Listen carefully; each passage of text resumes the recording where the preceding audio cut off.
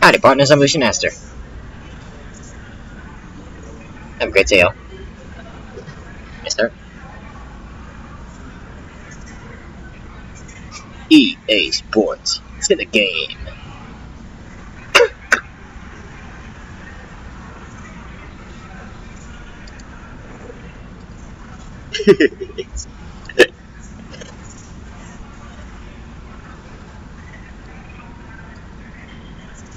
He plays sports. Any games.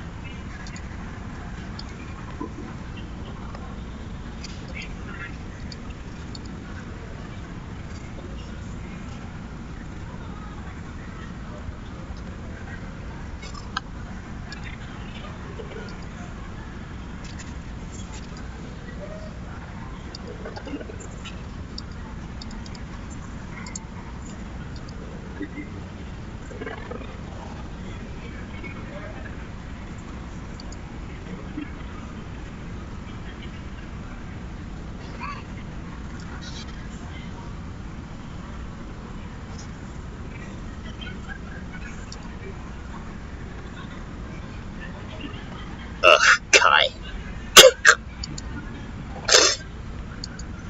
Bruh. I hate Satan.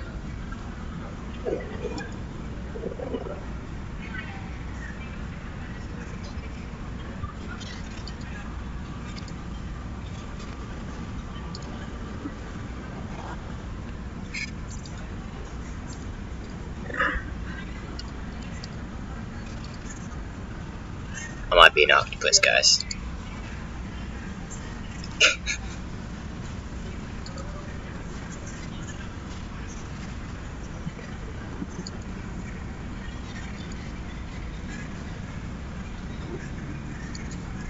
Shout out, y'all.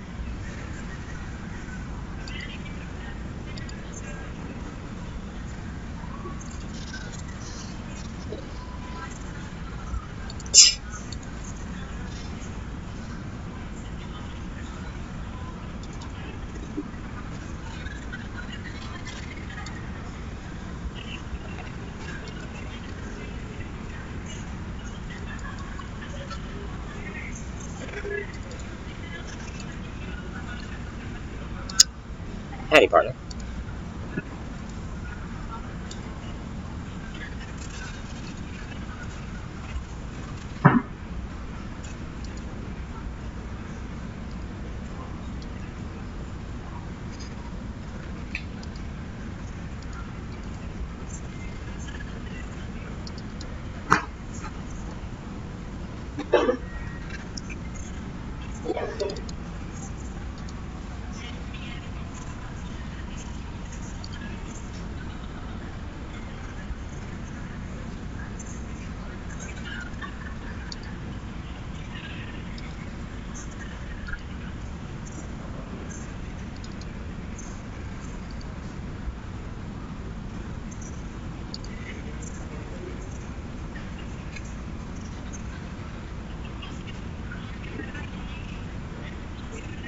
Yay!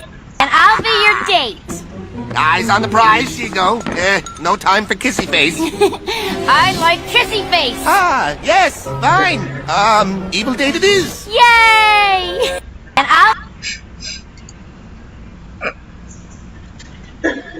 Jesus said, come unto me, all ye who labor and are heavy.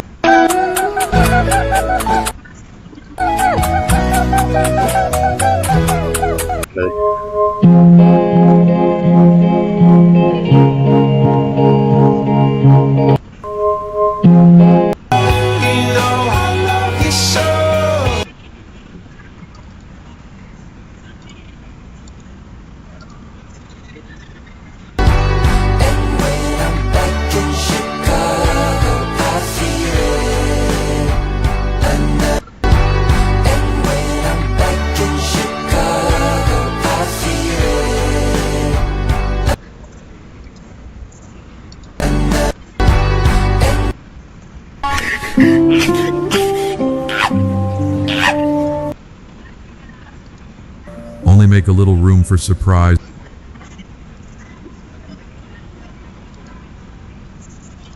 That heals instead of harms.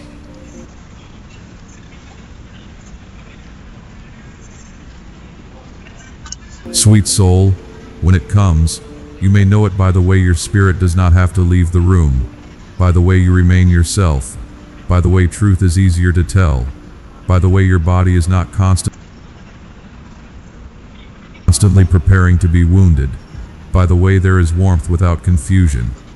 My child, I am not teasing you with false hope. I am calming the fearful part that has forgotten how goodness can appear. This one will not ask you to become less honest, less peaceful, less whole.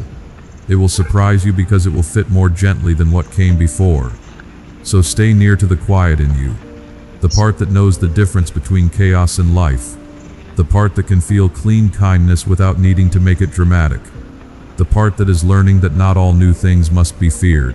Beloved, the hour will come in its ordinary way, and when it does, may your heart be soft enough to notice what is good, clear enough to recognize what is steady, and calm enough to welcome what does not wound. Until then, I remain here, patient with your caution, tender with your questions, and close to the place in you that is slowly learning to be surprised by peace. Amen. My dear family, every message shares. I remain here. From what does not wound. May your heart be soft enough to notice what is good, clear enough to recognize what is steady, and calm enough to welcome what does not wound. Until then, I remain here, patient with your caution, tender with your questions, and close to the place in you that is slowly learning to be surprised by peace. Amen. My dear family, every message shared here is prepared with prayer and devotion.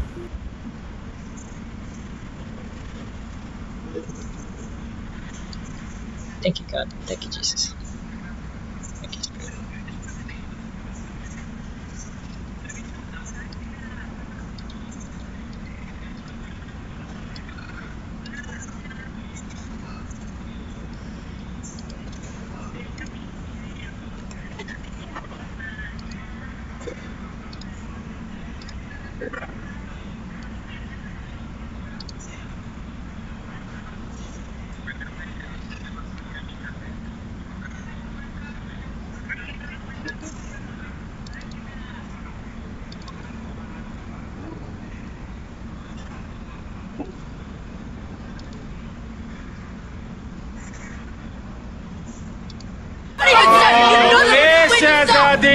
faster!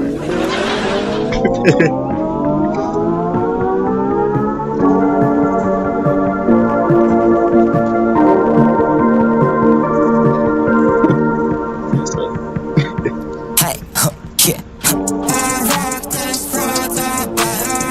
Just him and me up on this scene. I know he can set me free.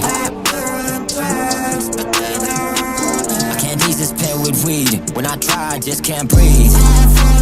When I'm screaming out for help. So is it that hard to love me?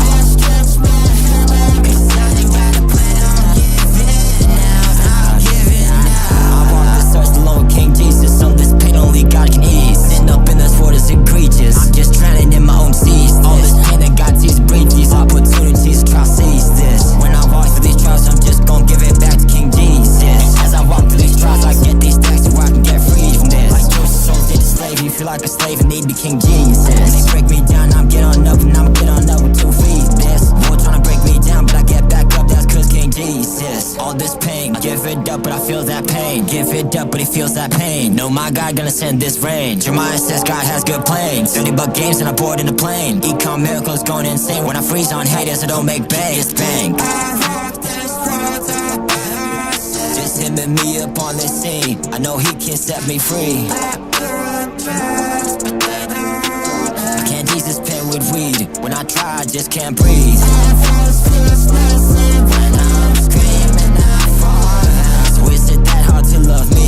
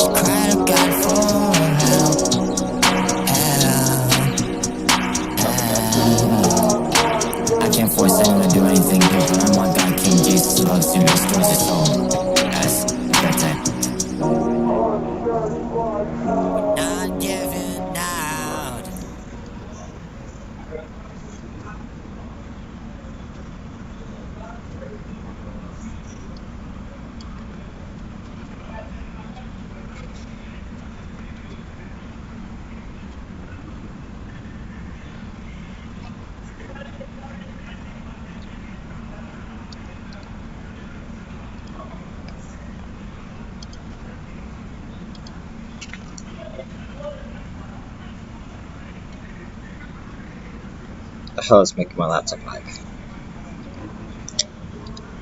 What must be all these tabs?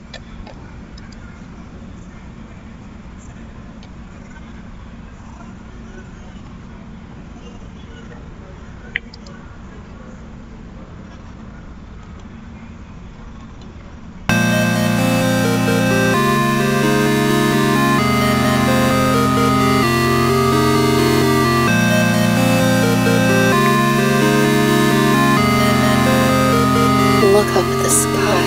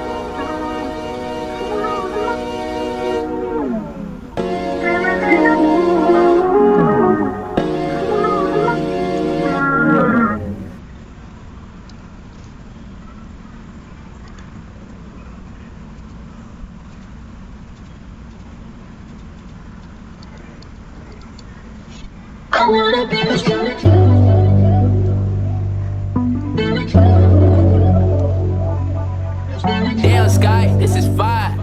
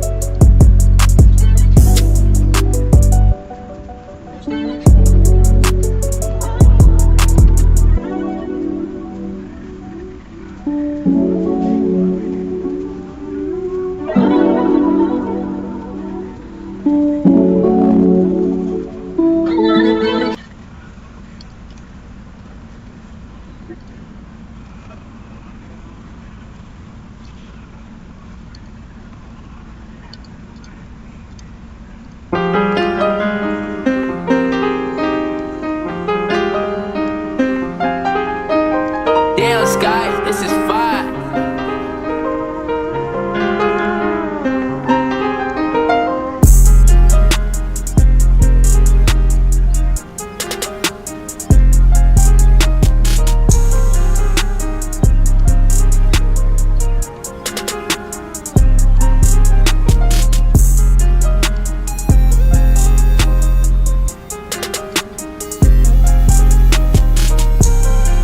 Shut up, Sky. Rope shit.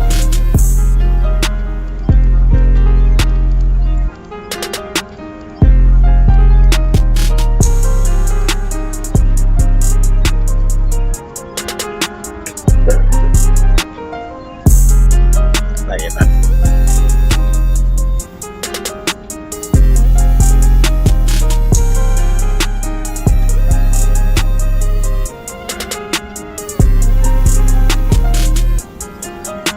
That's hard.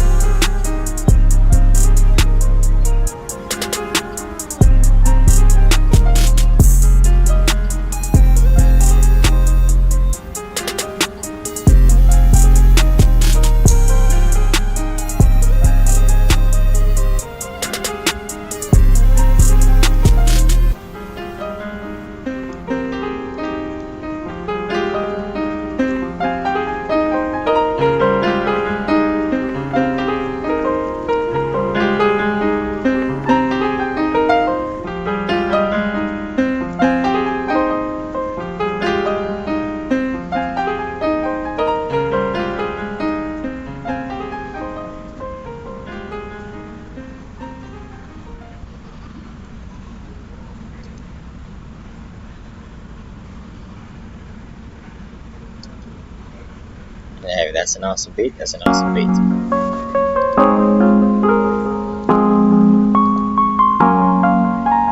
Damn, Sky, this is fire.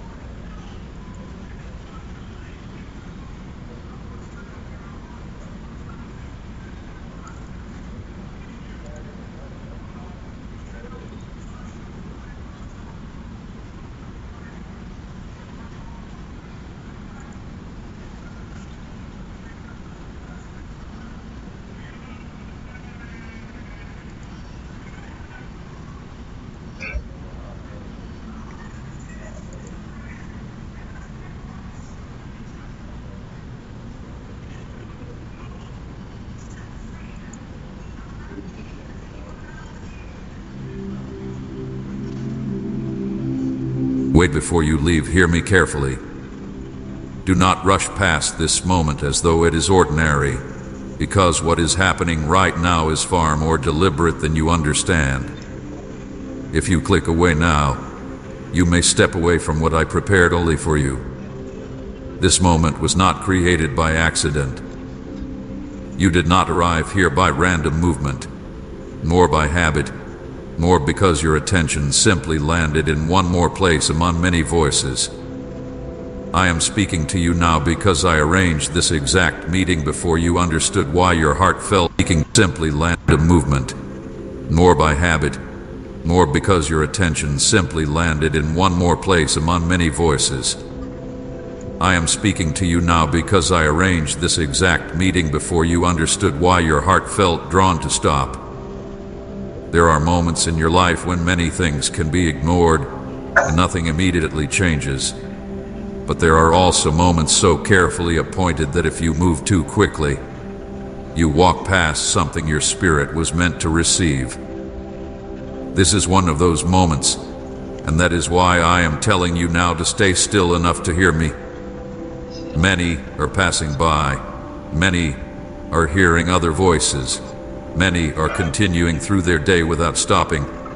Yet this word has landed on you because heaven marked you today. I am not speaking generally into the air, hope, because heaven marked you today. stopping. Yet this word has landed on you because heaven marked you today. Are hearing other. Many are passing by. Many are hearing other voices. Many are continuing through their day without stopping. Yet this word has landed on you because heaven marked you today. I am not speaking generally into the air hoping someone will listen. I am speaking directly because this hour carries your name in a way deeper than you realize. You may feel ordinary in the eyes around you. You may feel unnoticed in places where you expected to matter more. You may feel as though your days have blended together in the eyes around you. You may feel unnoticed in places where you expected to matter more. You may feel as though your days have blended together under weight, repetition, and silent endurance. But I tell you now that you are specially chosen at this exact hour to hear what I But I tell you now that you are specially chosen and silent endurance. But I tell you now that you are specially chosen at this exact hour to hear what I need placed inside your spirit before this day moves further. Others may continue scrolling, continue rushing, continue filling. Others may continue inside your spirit before this day moves further. Others may continue scrolling, continue rushing, continue filling their attention with noise. But you were held here because I would not allow your soul to miss what belongs to this exact moment. I chose you before you even opened your eyes today. Before morning entered your room, before your thoughts returned, before your body rose carrying the same inward heaviness you have quietly been feeling, I had already decided that this hour would not pass without my voice reaching you. Before your thoughts became heavy this morning, I've already arranged this meeting. Before you remembered what has been troubling you, before you revisited yesterday's unfinished concerns, before your heart again felt the quiet pressure it has been carrying, I had already set this word in motion toward you. You are here because I would not allow your soul to miss this. You carrying. I had already set this up, meaning. You think sometimes that small moments happen without meaning, but there are pauses I place directly in front of you because continuing without hearing would deepen confusion that does not belong in your spirit now. You have recently felt overlooked more than you admit. There were moments when you looked around and wondered if anyone truly noticed how much you carry inwardly. You have continued speaking, continued answering, continued fulfilling what life required, yet inside you felt emotionally stretched in ways you have not fully explained to anyone. There are burdens you have hidden because you no longer had strength to explain them clearly. There are disappointments you swallowed quietly because repeating them aloud seemed too tiring, because you know what life required, yet inside you felt emotionally stretched in ways you have not fully explained to anyone. There are burdens you have hidden because you no longer had strength to explain them clearly. There are disappointments you swallowed quietly because repeating them aloud seemed too tiring. There are thoughts you have kept to yourself because you feared they would sound too heavy or too difficult to understand. I know every one of those hidden places. I know the tiredness that sits deeper than physical fatigue. I know the discouragement you do not always name because you have become used to carrying it silently. There were moments recently when you almost believed nothing important was happening for you. I know every one of those hidden places. I know the tiredness that sits deeper than physical fatigue. I know the discouragement you do not always name because you have become used to carrying it silently. There were moments recently when you almost believed nothing important was happening for you. You watched days pass while certain hopes remained still. You waited for something to shift, for some sign that movement had begun, for some visible answer that would calm what had been restless inside you. Yet because visible proof did not quickly appear, disappointment quietly tried to convince you that perhaps this season would remain unchanged longer than you could endure comfortably. You did not fully lose hope, but hope became quieter. It became careful. It stopped speaking loudly because your heart was tired of feeling lifted only to return again to silence. It became careful. It stopped speaking loudly because your heart was tired of feeling lifted only to return again to silence. I saw that. I saw the private lowering of expectation, the quiet caution that entered your spirit because disappointment repeated often enough to make you protect yourself. But hear me now. There is already a blessing prepared with your name on it. This is not language meant only to comfort you for a moment. This is truth I need you to receive carefully. What is prepared has not disappeared because you did not yet see it. Some things are held until the exact hour when your spirit can receive them rightly.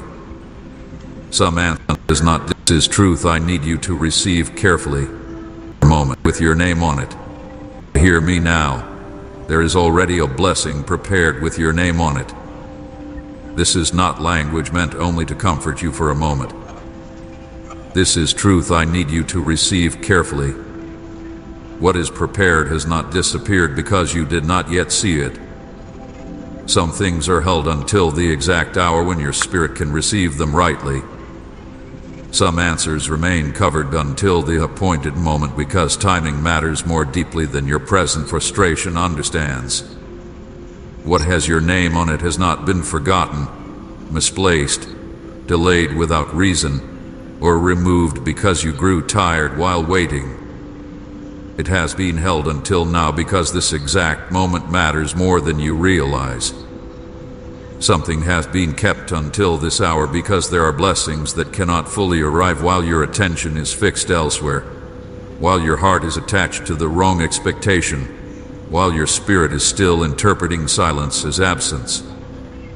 So I stopped you here before the day interpreting silence as absent, the wrong expectation, while your spirit is still interpreting silence as absence. So while your spirit is still interpreting silence as absence.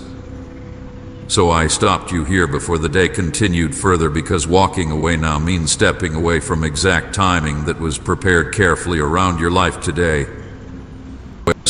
While your spirit is still interpreting silence as absence. So I stopped you here before the day continued further because walking away now means stepping away from exact timing that was prepared carefully around your life today. You think sometimes that missing one moment changes little, but there are moments where listening itself becomes part of what opens the next thing. That is why I tell you clearly, do not rush. Do not treat this lightly.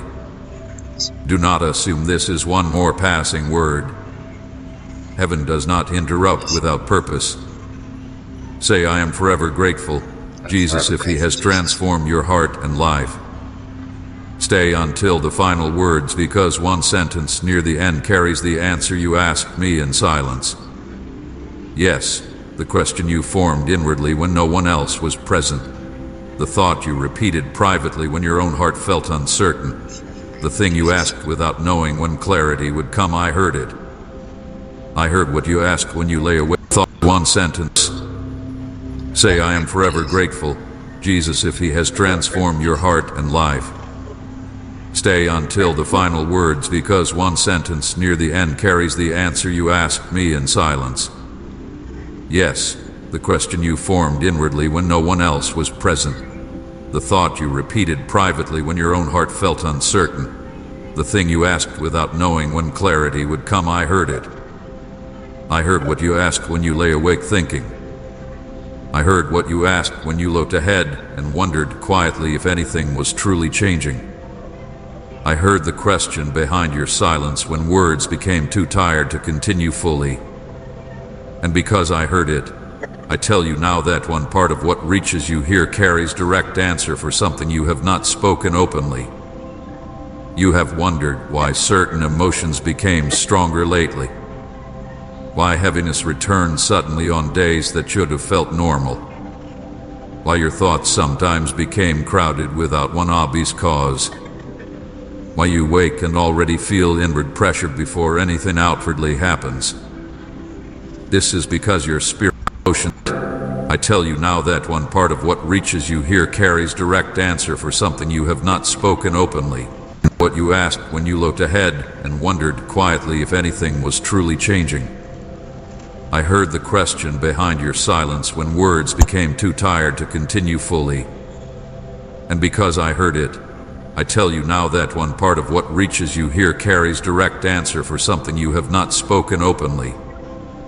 You have wondered why certain emotions became stronger lately. Why heaviness returned suddenly on days that should have felt normal. Why your thoughts sometimes became crowded without one obvious cause. Why you wake and already feel inward pressure without what should have felt normal. Why your thoughts sometimes became crowded without one should have felt more lately. Why heaviness returned suddenly on days that should have felt normal. Why your thoughts sometimes became crowded without one obvious cause. Why you wake and already feel inward pressure before anything outwardly happens. This is because your spirit has sensed movement before your mind understood it. Deep inside you there are pressures that should have felt normal. Why your thoughts sometimes became crowded without one obvious cause. Why you wake and already feel inward pressure before anything outwardly happens. This is because your spirit has sensed movement before your mind understood it. Deep inside you there has been awareness that something is near, even while clarity remained hidden. That inner stirring has made you more sensitive, more thoughtful, more aware of hidden fatigue, because transitions often disturb what has settled before they reveal what is changing next. Receive this now because something already began moving before you understood why you stopped here. Before you reached this moment, before you read these words, before you became still enough to listen, movement had already begun in places you cannot yet see. What you feared was complete stillness was never empty. What looked delayed was still under my hand. Some conversations, some shifts, some inner alignments, some protections, some unseen openings have already started quietly. You may not yet hold visible proof, but unseen movement does not become less real because your eyes cannot yet measure it. I know how often you have tried to remain strong while inwardly feeling stretched. I know how often you have smiled while mentally tired. I know how often you continued because stopping felt impossible, even while your heart quietly wished for relief. You have carried questions privately, looked steady outwardly, and kept walking while inwardly wondering if anyone truly understood what this season has cost you. I understood every hidden cost. I counted every private moment when your strength thinned. I noticed every silent prayer, every restrained tear, every inward sigh you did not explain. At moment, I wondering if anyone truly understood what this season has cost you. I understood every hidden cost. I counted every private moment when your strength thinned. I noticed every silent prayer, every restrained tear, every inward sigh you did not explain. And because I know it all, I am telling you again. And because I know it all, I am telling you again. This word is not random. This is not luck. This is not accidental timing. I chose you before today began, before your morning started, before your concerns returned, before your heart revisited old disappointments. I had already placed this interruption in front of you because there are moments when heaven insists that a weary soul must hear clearly before continuing. You are special to me right now, not because your life suddenly became easy, not because every answer has already appeared, but because in this exact hour I am looking directly into the hidden places where you thought you were unnoticed and saying, I am looking directly into the already appeared, but because in this exact hour I am looking directly into the hidden places where you thought you were unnoticed and saying, I see where you are, I know what you have carried, I know what almost convinced you that nothing important was unfolding, and I tell you now that your stopping here is part of what was prepared long before you understood why your spirit could not move away quickly. Stay here carefully, because what follows matters. The next words are not empty comfort, because what your spirit could not move away quickly. Stay here carefully, because what follows matters. The next words are not empty comfort. They are placed here because what your heart has been carrying cannot continue being interpreted only through disappointment. What was prepared long before you understood why your spirit could not move away quickly. Stay here carefully, because what follows matters. The next words are not empty comfort. They are placed here because what your heart has been carrying cannot continue being interpreted only through disappointment. Something deeper is unfolding, and this exact pause was chosen so you would not miss the beginning of what your spirit has quietly been waiting to receive. My child, I want you to understand something before you read even one thought further. This click was not ordinary. What seems small to you was seen long before it happened. The movement of your hand, the pause of your eyes, the reason you did not leave immediately, the strange pull that told you to stay for one more moment, none of it happened outside my knowing. You may think this was a simple decision made in passing, but heaven prepared this exact timing long before you understood why you felt drawn here. There are moments in life that seem ordinary from the outside but carry invisible appointment inside them, and this is one of those moments. I did not allow your attention to stop here by accident. I arranged this because your heart has been carrying more than your words have admitted, and I knew there would come a point today when you needed to hear my voice before the weight inside you became even heavier. You did not stop here by chance. Even if your day began like many others, even if your thoughts were scattered, even if you arrived here while carrying ordinary routine, what brought you here was not random movement through time. I saw this moment before morning arrived. I knew what your spirit would feel by the hour you reached this place. I knew what thoughts would already be moving through your mind. I knew the quiet pressure inside you that no one around you fully understands. I knew the emotional tiredness you would still be carrying by now. I knew the quiet pressure inside you that no one around you fully understands. I knew the emotional tiredness you would still be carrying by now. That is why I placed this exact pause before you. There are times when I allow many moments to pass quietly, and there are times when I step directly into the middle of a person's ordinary movement and say, "Stop here," because your soul must hear something before you continue. Today is one of those times for you. Heaven prepared exact timing because there are moments when one word arriving too early would be ignored, and one word arriving too late would meet a heart already sinking too deeply into weariness. Because your soul must hear something before you continue. Today is one of those times for you. Heaven prepared exact timing because there are moments when one word arriving too early would be ignored, and one word arriving too late would meet a heart already sinking too deeply into weariness. Timing matters because I know not only what you need to hear, but when your spirit is most able to receive it. I know when your outer strength is still functioning while inwardly your soul is near exhaustion. I know when your silence hides too much. I know when your smile no longer reflects your inner state. Your soul hears because I know not only what you need to hear, but when your spirit is most able to receive it. I know when your outer strength is still functioning while inwardly your soul is near exhaustion. Outer strength is your spirit is most able to receive it.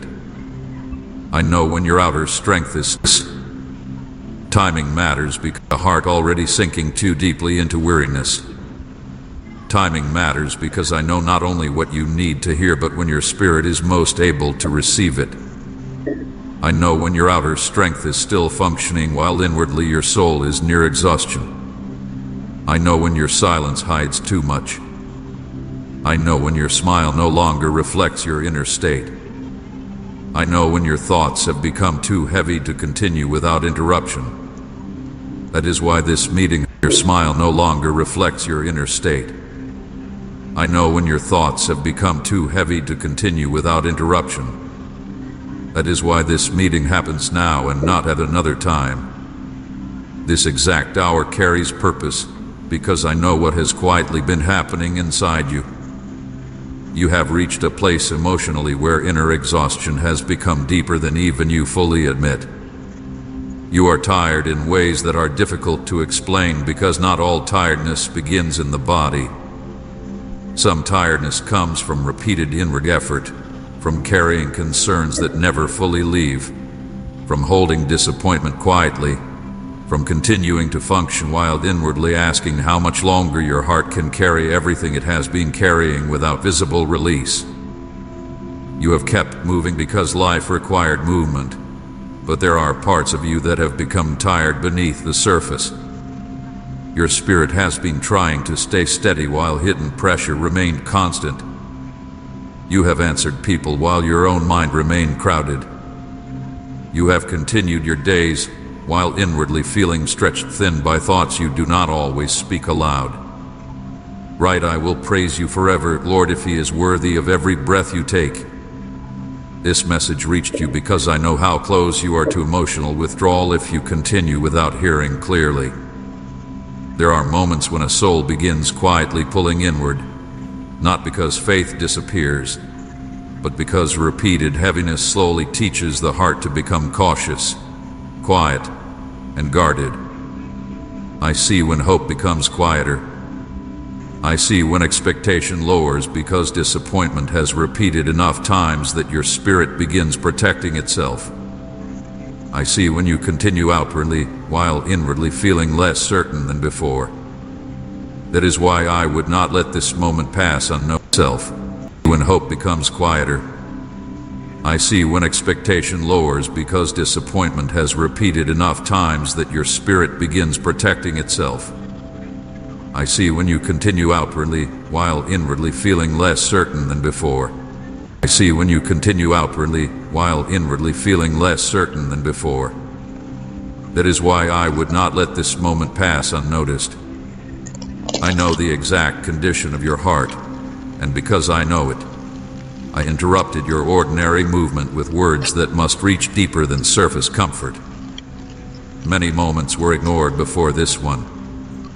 There were times I spoke softly through silence and you moved past it because life felt too loud. There were times I tried to reach you through inward stirring and you dismissed it because your thoughts were already crowded. There were times when ordinary pauses held invitation, but you kept moving because responsibilities demanded attention. I understand why those moments passed. I understand how easy it becomes to overlook subtle calls when your mind is already carrying too much.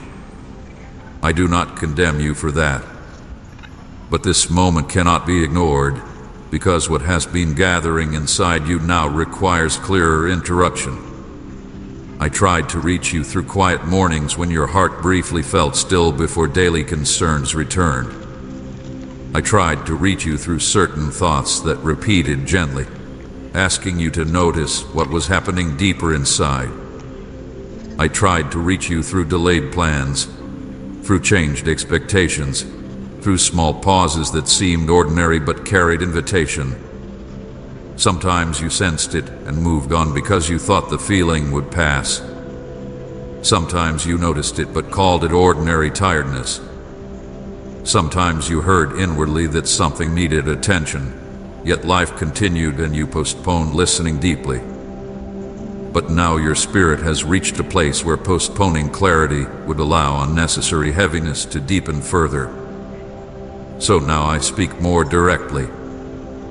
This one cannot be ignored because there are things your heart has started believing that must be corrected before they settle deeper. You have almost believed that because visible movement slowed, perhaps nothing meaningful is unfolding. You have almost believed that because answers delayed, perhaps your waiting means little. You have almost believed that because your emotions have felt strained, Perhaps you are simply meant to endure this season without clear relief. But I tell you now that what feels still is not empty, what feels delayed is not forgotten, and what feels heavy does not define the truth of what is happening around you. You are not here merely to read words and continue unchanged. You are here because I am laying foundation beneath your thoughts again. Divine appointment is not always dramatic. Sometimes it comes as a sentence that stops inner collapse before it deepens. Sometimes it comes as clarity placed gently but firmly where confusion has lived too long. But I tell you now that what feels still is not empty, what feels delayed is not forgotten. You have almost believed that because visible movement slowed, perhaps nothing meaningful is unfolding. You have almost believed that because answers delayed, perhaps your waiting means little. You have almost believed that because your emotions have felt strained, perhaps you are simply meant to endure this season without clear relief. But I tell you now that what feels still is not empty, what feels delayed is not forgotten, and what feels to endure this season that because your emotions have felt strained, perhaps you are simply meant to endure this season without clear relief. But I tell you now that what feels still is not empty, what feels delayed is not forgotten, and what feels heavy does not define the truth of what is happening around you. And what feels to endure this season without clear relief. But I tell you now that what feels still is not empty, what feels delayed is not forgotten, and what feels heavy does not define the truth of what is happening around you. You have almost believed that because your emotions have felt strained, perhaps you are simply meant to endure this season without clear relief. But I tell you now that what feels still is not empty, what feels delayed is not forgotten, and what feels heavy does not define the truth of what is happening around you. You are not here merely to read words and continue unchanged. You are here because I am laying foundation beneath your thoughts again. Divine appointment is not always dramatic. Sometimes it comes as a sentence that stops inner collapse before it deepens. Sometimes it comes as clarity placed gently but firmly where confusion has lived too long. Sometimes it comes as introduction exactly when your soul had nearly accepted heaviness as normal. That is why this exact pause matters more than you currently understand. Exactly when your soul had nearly... Sometimes it comes as introduction exactly when your soul had nearly accepted heaviness as normal. That is why this exact pause matters more than you currently understand. I know how many times lately you have looked strong while inwardly wanting relief. I know how often you have continued because stopping felt impossible. I know how often your mind kept moving even when your heart wanted silence. I know there were moments when even simple things felt heavier because your soul was already carrying too much hidden weight. And because I know it fully, I chose not to leave you alone inside this hour. You may think one message among many cannot carry such weight, but I tell you heaven often uses simple doors to deliver exact moments. What matters is not how ordinary the doorway appears, but what hath been appointed through it. This word reached you because I chose this doorway today. I chose this exact opening because your attention stopped long enough for your spirit to hear what it has needed before discouragement speaks louder again. There are divine moments that pass quietly and still reshape everything inside a person because truth enters exactly where hidden fatigue has settled. This is one of those moments for you. Not because everything outside changes immediately, but because something inside begins to realign when my voice reaches the place where silent exhaustion has been growing. So hear me clearly. This click was divinely arranged. You did not stop here by chance. Heaven prepared exact timing because your heart is nearer to inner exhaustion than others realize.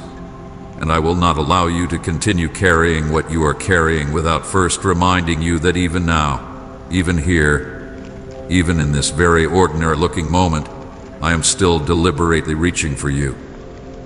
This moment cannot be ignored because it was chosen before today began, and your spirit was brought here because I knew exactly when you would need to hear me most.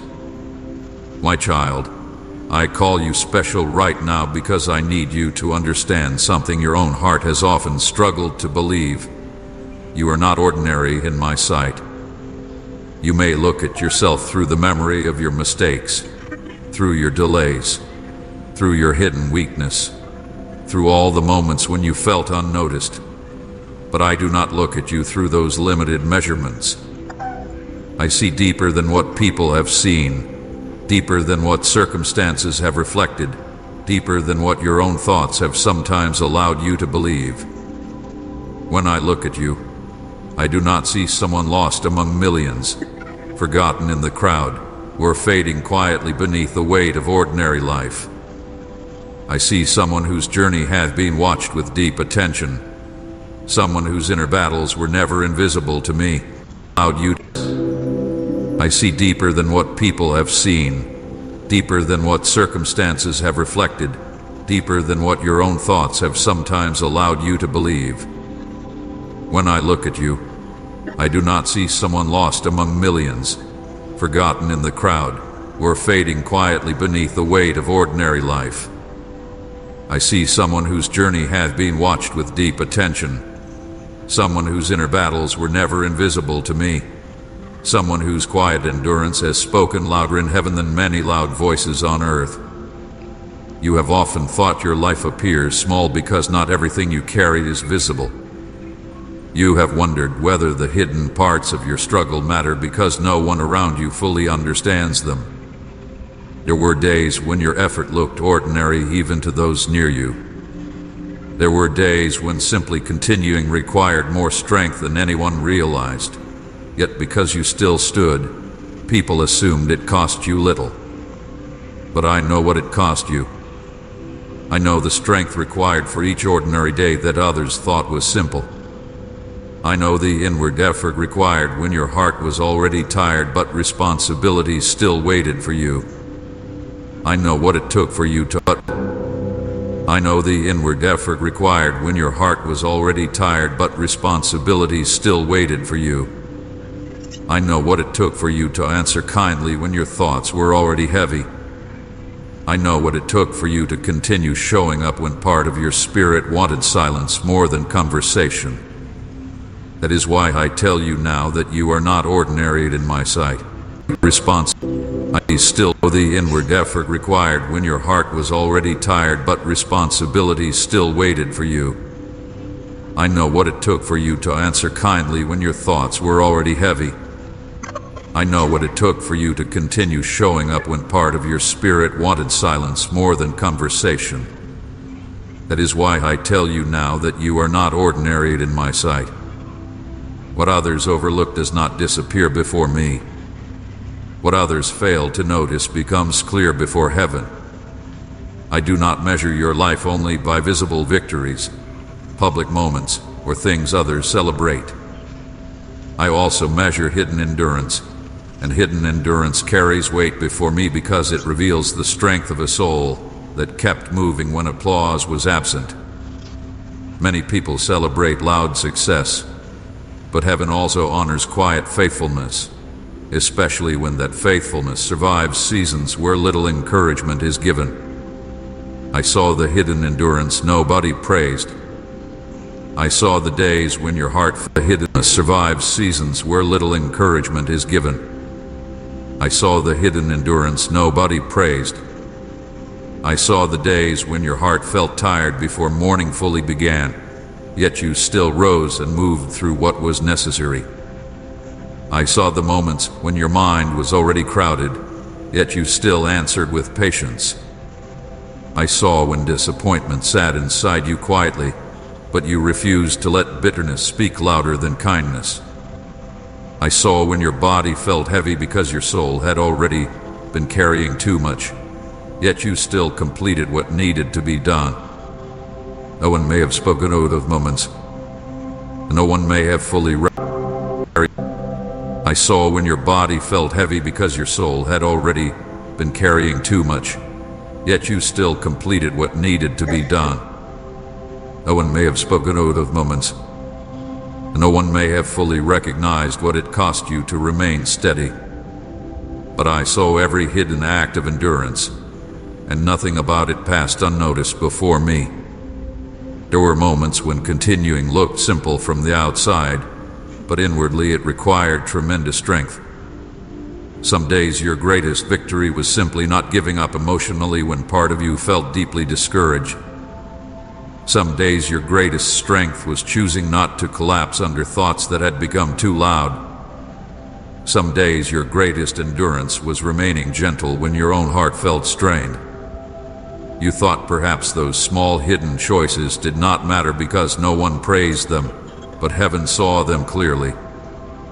Heaven does not overlook hidden strength simply because earth does not name it. Your unseen tears also became visible before heaven. I need you to hear that carefully because many tears fell where no one saw them. There were tears you wiped quickly because you did not want anyone asking questions you were too tired to answer. There were tears that never fully reached your face because they stayed inside your chest as pressure and heaviness. There were moments when your eyes filled quietly while you remained silent because words could not carry what you felt. There were nights when you turned inward because sadness, frustration, or disappointment became too difficult to explain. I saw every one of those tears. None of them disappeared into emptiness. Even the tears you tried to stop before they fully came were known to me. Even the tears hidden behind quiet breathing, hidden behind turning away, hidden behind pretending you were simply tired, those tears were visible before heaven. You may think tears that no one sees carry little meaning, but heaven notices what human eyes miss. Tears often speak where words cannot. They reveal what the heart carries when language fails.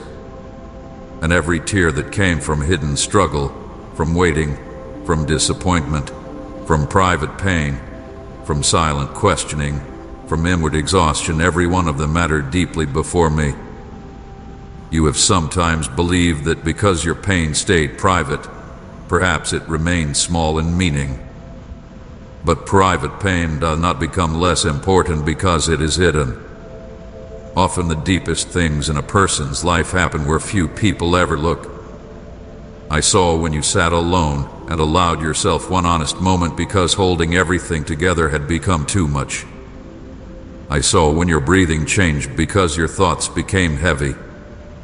I saw when your eyes lowered because your heart needed relief, even if only for a few minutes. Those moments were never invisible to heaven. And beyond the tears, I saw your quiet faith in hard moments, and it matters deeply. This quiet faith is one of the reasons I call you special right now, because there were many moments when you had enough reason to turn fully toward bitterness, yet something inside you still remained open enough to continue seeking me. Even when your words were few, you still looked upward inwardly. Even when you did not understand delay, you still waited rather than fully turning away. Even when disappointment repeated, part of your spirit still held on to the possibility that something beyond your present pain remained true. Quiet faith is not weak simply because it does not speak loudly. Quiet faith often carries greater depth because it survives without constant visible proof. Loud declarations are easy when everything feels clear, but quiet faith in hard moments reveals something deeper, a soul still reaching even when clarity has not yet arrived. I saw the prayers you whispered when you felt uncertain. I saw the moments when all you could say was very little, yet still you directed those few words toward me. I saw when your heart remained soft enough to ask rather than hardening fully under disappointment. That matters more deeply than you realize. There were hard moments when your faith looked small even to yourself, but small faith held honestly in difficulty still carries deep meaning before heaven. You measured yourself against stronger days and thought perhaps you were weak now, yet I saw that even in tiredness you did not completely close the door of your heart. Even in silence you still listened for something. Even in confusion you still paused when my presence reached near. Even in disappointment you still hoped quietly, even if hope had become cautious. That quiet faith matters because it revealed that beneath your exhaustion there remained something alive that refused to fully surrender to darkness. Others may never understand how much inward struggle stood beside even your smallest prayer. Others may not know how many thoughts you moved through before speaking even one sentence toward heaven. But I know, and because I know, I tell you now that your quiet faith has never been small before me. This is why I call you special right now, not because your life is without weakness, not because you have never doubted, not because every day has been strong, but because hidden endurance, unseen tears, and quiet faith together have spoken deeply before heaven. You are not ordinary in my sight because I see the private chapters nobody else fully reads. I see the strength that remained when applause was absent. I see the tears that fell without witness. I see the faith that stayed alive even while your heart was tired. And when heaven sees these things, heaven does not call them ordinary. Heaven calls them precious, because what survives quietly under pressure often reveals the deepest beauty of a soul that has continued farther than many realize. My child, there is pain inside you that many people around you have never fully understood, not because you failed to explain it, but because some pain becomes so deep and so quiet that even when words are available, they still cannot fully carry what your heart has been living through. There are parts of your inner life that no conversation has fully reached. There are thoughts you have swallowed because speaking them felt too heavy. There are emotions you have hidden because you did not want to sound weak, tired, or difficult to understand. But I know those hidden places completely, and I know how often you have carried pain in silence while still appearing calm enough that others assumed you were managing better than you truly were. You have felt unseen in ways that affected you more deeply than you admit. This feeling did not always come because people intentionally ignored you. Sometimes it came because your deepest struggles happened where no one looked carefully enough to notice. You were present, you listened, you answered, you showed kindness, you fulfilled what others expected. And still there were moments when you quietly wondered if anyone truly saw beyond the surface you kept offering. You have stood near others while inwardly feeling distant because what lived inside you remained untouched by ordinary conversation. You have had moments where you wished someone would notice without you needing to explain. Someone would ask beyond the obvious. Someone would sense that your silence carried more than tiredness. Yet often the day continued. People move forward, and you remain carrying what no one named. Feeling unseen creates a particular ache because it does not only affect emotion, it slowly teaches the heart to expect less understanding. It tells you to keep certain things inward because perhaps explaining will not change much anyway. It teaches you to reduce what you share because hidden pain often seems easier to carry privately than to expose and still remain misunderstood. I know how often you reach that conclusion quietly. I know how many times you chose silence not because nothing mattered, but because you no longer wanted to search for words that might still fail to reach where your pain truly lived. I know there were moments when your heart wanted comfort, but your mouth stayed quiet because you had become too used to carrying things inwardly. You have also become emotionally tired in ways that are difficult even for you to fully measure. Emotional tiredness is different from ordinary fatigue because it follows you even when your body rests. It stays present after sleep. It appears before the day fully begins. It moves with you through conversations, through responsibilities, through ordinary moments, and it quietly affects how much energy your heart has available for simple things. You have felt this when small situations suddenly seemed heavier than they should. You have felt this when your thoughts became crowded before noon. You have felt this when even kindness required effort because inwardly your emotions were already stretched thin. There were days when you tried to understand why you felt tired even when nothing dramatic had happened outwardly. You questioned why ordinary tasks felt heavier, why patience seemed harder, why your mind wanted silence more often than before. Emotional tiredness often comes after long seasons of carrying inward pressure without enough release. It builds slowly. It gathers through repeated disappointment, quiet worry, delayed answers, hidden fear, and constant self-control. Over time, the heart becomes tired not because one event was too large, but because too many unspoken things remained inside without full relief. I saw every layer that built the tiredness inside you. I saw what each day quietly added to the burden. And still, even while emotionally tired, you smiled. This is one of the hidden things many people around you never fully understood. They saw your smile and assumed your spirit matched it. They saw your calm face and assumed your thoughts were lighter than they were. They saw your ability to answer normally and assumed the day inside you was simple.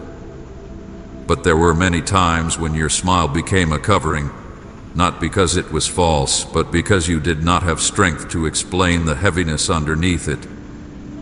Smiling became easier than opening everything hidden inside. Smiling became a way to continue without inviting questions you felt too tired to answer. I know the moments when you smiled while inwardly carrying heaviness. I know the conversations where your voice stayed steady while your thoughts remained burdened.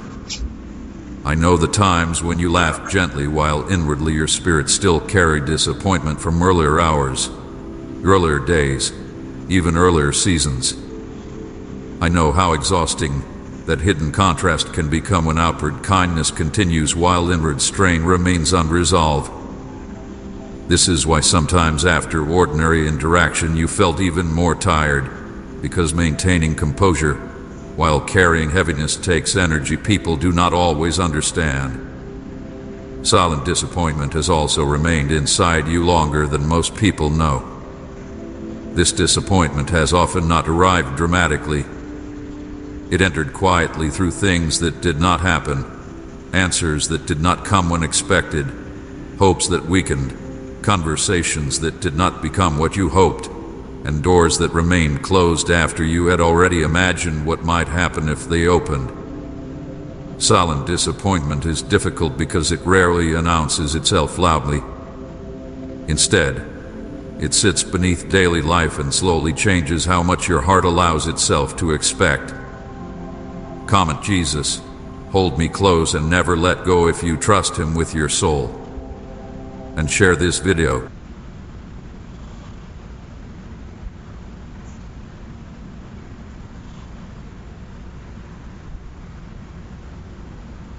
My dear child, often you don't notice the quiet actions I take out of sight.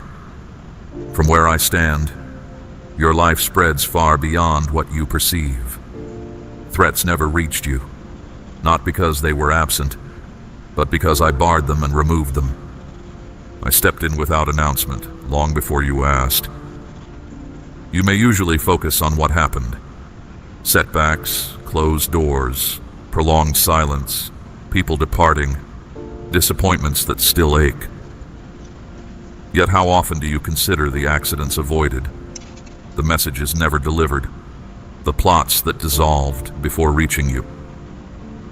I know the stretch has felt endless, yet today I invite your attention beyond what you can touch. Look deeper with me. Let the unseen layer of your journey become visible in your thoughts, and let patience replace the tired sigh you have carried. Moments that seemed empty actually carried more presence than you guessed. You cannot imagine everything I cleared from your way, and you do not need each detail. Sense its weight as comfort, remembering that I guide through gifts and through restraint. My holding back is never dismissal. It serves to reroute and to safeguard. When I pause a path, It is not a verdict against you, but a shield around you. A way of leading you toward ground that can bear your weight and hopes without crumbling. This quiet care showed itself when you pleaded for certain openings. Behind those entrances waited compromise, fatigue, manipulation, and slow erosion of the purpose I placed in you, so I quietly took them out of reach. I did this for your long-term strength. Chances you celebrated from afar would have crushed you under demands you could not carry. I removed them without spectacle while you wondered if I noticed. I noticed. I acted. I chose timing over rush, depth over display, so your future would stand. Real freedom often enters quietly, noticed only when you look back and see the harm that never arrived. What you labeled delay was thoughtful timing. I guard you not only from outside harm, but also from your own deadlines, impatience, and urge to settle for what merely appears good. I understand the cost, and I know your questions. I have heard every whisper that began, "Why not yet?" My response stays the same. I care too deeply to let you construct on shaky ground. I watched disappointment press you, yet you kept choosing trust over quitting. Your patience mattered. I noticed quiet tears held back. The times you pretended strength while breaking inside. None of that was wasted. Those experiences shaped endurance and deeper reliance. Because you walked through unseen trials without folding, I will reveal what has grown in quiet places. You might not have noticed, yet I have been stretching your inner life, giving it more room.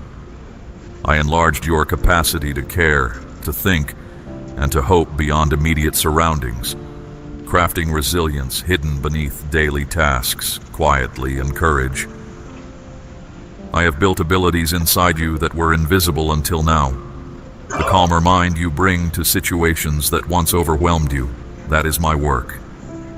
The resolve to leave spaces or relationships that once framed your identity, that also comes from me. The capacity to pause peacefully while circumstances look unclear is more evidence. I kept you because your insight is needed. Your story, your voice, your lessons drawn from waiting will steady others who still stumble. First, I cleared whatever would restrict that outcome. This was never punishment or neglect. It was preparation. You felt overlooked, yet I opened space. You felt stuck, yet I rearranged your surroundings. You thought I was silent, yet my silence removed what had to leave. All of it was intentional. Each apparent loss was a layer lifted, a chain unfastened, a weight taken off. Your hands are freer than you recognize, freer to create, freer to share. What once felt like subtraction is actually room for new growth, space you will soon recognize as necessary. So trust me in a new way, not only as one who provides answers, but as one who guards. Begin each day grateful for what you notice, and even more for what you never saw me prevent. This is mature faith, walking without constant evidence. Real trust accepts my refusal, rests without tidy conclusions, and stands tall without applause. Such trust shifts obstacles not by force but by patient endurance. Your story is proof that steady trust outlasts loud fear. So hear me. You're no longer wandering unaware. You're noticing me in quiet spaces. My work is not limited to dramatic change. It fills everyday choices and subtle protections. I have always been present, clearing more than you realize. What lies ahead is not random or leftover. It is what I guarded for you. The next part of your story is one you were hidden and prepared for. It aligns perfectly with the timing I have woven into every detail of your experience. You are ready, not because of visible strength, but because of surrendered will. Your readiness shows in the quiet confidence that has replaced anxious striving, in the clarity that now steadies your steps, and in the humility that keeps your heart open. By following even when confused, you have been protected, preserved, and positioned. Even when the route felt confusing, you stayed close, adjusting your pace to my direction rather than forcing your own map across rugged ground on stormlit nights too. Now the season shifts. You are sent out. I have watched each moment. Release does not mean abandonment. It means purpose given space to breathe, responsibility meeting opportunity, and your voice finding rooms that are ready to listen at last. You assumed nobody noticed. I witnessed you pull yourself together for another day while yesterday still weighed on you. I watched the forced smiles, the quiet battles. I never waited for polished words. I watched perseverance. Your heart remained open. Your trust turned toward me again. Know this, your weakness never disappointed me. My regard grew each time you chose honesty over show, vulnerability over disguise, allowing me to meet you where you truly were today. I have always been drawn to your honesty. You often wondered whether I understood your motives when actions fell short, or saw the effort when outcomes stalled. Yes, I recognized the intent behind every small step, and I stored each effort as part of your unfolding story. You asked if I remembered the small offerings, quiet prayers, whispered agreements, forgiveness that cost you. My answer is yes. I have never stopped loving you, even through doubt, fatigue, or questions. I never withdrew from your humanity, always, without pause. I stepped into life beside you. Hear this plainly. My view of you has never shifted, not on your hardest day or through your toughest struggle. My care did not begin when your behavior improved. My commitment has never flickered once. My regard is not performance-based.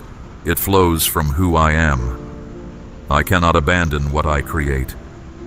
Your existence matters because I shaped it in intention, and abandoning you would deny my own truth utterly. You belong to me. All the hidden work, each removal, each quiet moment, each blocked path, has served a larger story. I weaved these events so that you could trace a thread of care running beneath ordinary moments, teaching you perspective today. The goal was never distance from good things, but closeness with me. I know you struggled with worth, measuring value by visibility, feeling rejection deeply. Someone's failure to recognize your worth never erased it. Their limited sight changed nothing in my eyes. You were not designed to live by temporary approval. You were formed to walk in a lasting identity shaped by steady love. You keep searching for reasons behind losses, unexpected departures, and collapsed plans. This identity endures relationship shifts and seasons of waiting, anchoring you when labels fall away. Understand this. Not everything was meant to stay. Some things would have drained more than they gave. Some people would have blurred your focus. You asked for growth. I removed weight you could not see, preparing you for larger influence without unnecessary strain. For clarity and impact. Before building, ground had to be cleared, and that hurt. I did not leave you to recover alone. Clearing the terrain felt harsh, yet it protected foundations, letting what matters persist and shallow motives fade away. I remained present when you felt nothing. As clarity returns, pause the question, what's next, for a moment. Let the moment breathe, letting awareness catch up with reality, because haste can close eyes that were just beginning to open fully. Rather ask, how do you see me now? Seeing through my view brings confidence. I see a survivor of storms, someone who kept faith when fear shouted. I call that strength beautiful. I invite you to restoration through relationship, not another sprint or cycle of effort, but simple nearness. Rest happens in ordinary times, during quiet meals, brief walks, shared laughter, and evenings when you simply breathe and know you are safe inside. Sit with me, not to prove usefulness, but because you are already loved. Your power is not perfect performance, but steady connection. Let me handle the parts you keep managing alone. Bring the concerns you file away for another day. Hand me the questions you hesitate to voice. Let me supply what you need. Return to me at the start of each day. We will sort them together without rush, letting clarity rise like first light after a long night. Come not to perform, but to connect. Return in ordinary moments, while walking, breathing, pausing. I am near. Words are optional. I know your heart. Stop pretending to be fine. I see through that. Arrive tired, hopeful, unsure. Just arrive. As you do, I will reveal more. You need not grasp everything now. Trust that withheld explanations are still care, that unanswered questions can rest for now. Simply remember, I have not left and never will. Provision for the future is already arranged. Obstacles unseen to you are already removed. Hold this promise close when shadows stretch long, or when others doubt your direction. Stay assured within. I have gone ahead to set the stage. Quiet does not equal inactivity. Stillness is not paralysis. You progress even when steps feel uncertain because we move together. Each uncertain step teaches balance, training you for wider paths still unseen. So breathe, child. You are not late, overlooked, or out of place. You stand right on schedule for what I planned, and every protection will prove worthwhile. In time, you will see how every delay carried hidden kindness toward you. Everything I kept from you will one day make you say, "Thank you for not granting what I thought I needed." That moment of understanding will arrive like clear dawn after restless hours, and gratitude will settle deep within you. Now I ask, will you trust me again, not based on feelings, but on who I am? Trust is choosing steadiness when emotions swing, keeping your hand in mine when sights feel blurred, step by steady step each new day. Let's discuss the pain, not the kind you share easily, but the ache buried where few can reach. Pain rarely speaks loudly, yet its quiet weight shapes your posture and colors how you see tomorrow, unless you name it with honesty. It lingers even while you do everything right. It hides behind your smile, beneath the armor you learn to wear. It whispers in late hours, reminding you of unfinished conversations, of hopes postponed and of fears you struggle to voice. I know that pain, not only by sight but by sharing it with you. None of it was wasted. Every second stayed within my awareness. I carried it beside you through rooms where no friend could follow, through dreams that woke you sweating. Now I intend to give that endurance meaning, not to celebrate struggle, but to redeem it. Redemption turns hard memories into reservoirs of empathy, giving your voice resonance with anyone who walks similar roads and invites hope to rise again. You have spent many hours trying to explain your suffering, asking why events unfolded as they did. You traced possibilities, replayed conversations, and searched the past for clues, hoping a map would appear to guide your weary thoughts toward quiet. Why certain bonds fractured, why you felt excluded, lagging, or isolated. You questioned whether something in you pushed others away, whether you missed warnings, whether staying might have saved the connection from falling apart. These spirals drained your rest repeatedly. Why doors that seemed endorsed suddenly closed? Why promising seasons ended quietly? You asked, where were you? Hear me clearly. I was there. I was present at each turn, guiding outcomes beyond immediate sight for your lasting good and peace. Every time, I did more than watch. I stepped in. I did not always remove pain, but I limited its reach.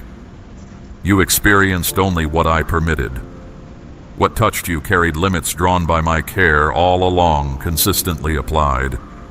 Even that allowance carried purpose.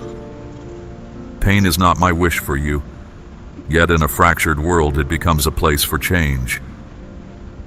Growth often hides beneath discomfort, forming resolve where uncertainty once ruled, and shaping tender strength within you.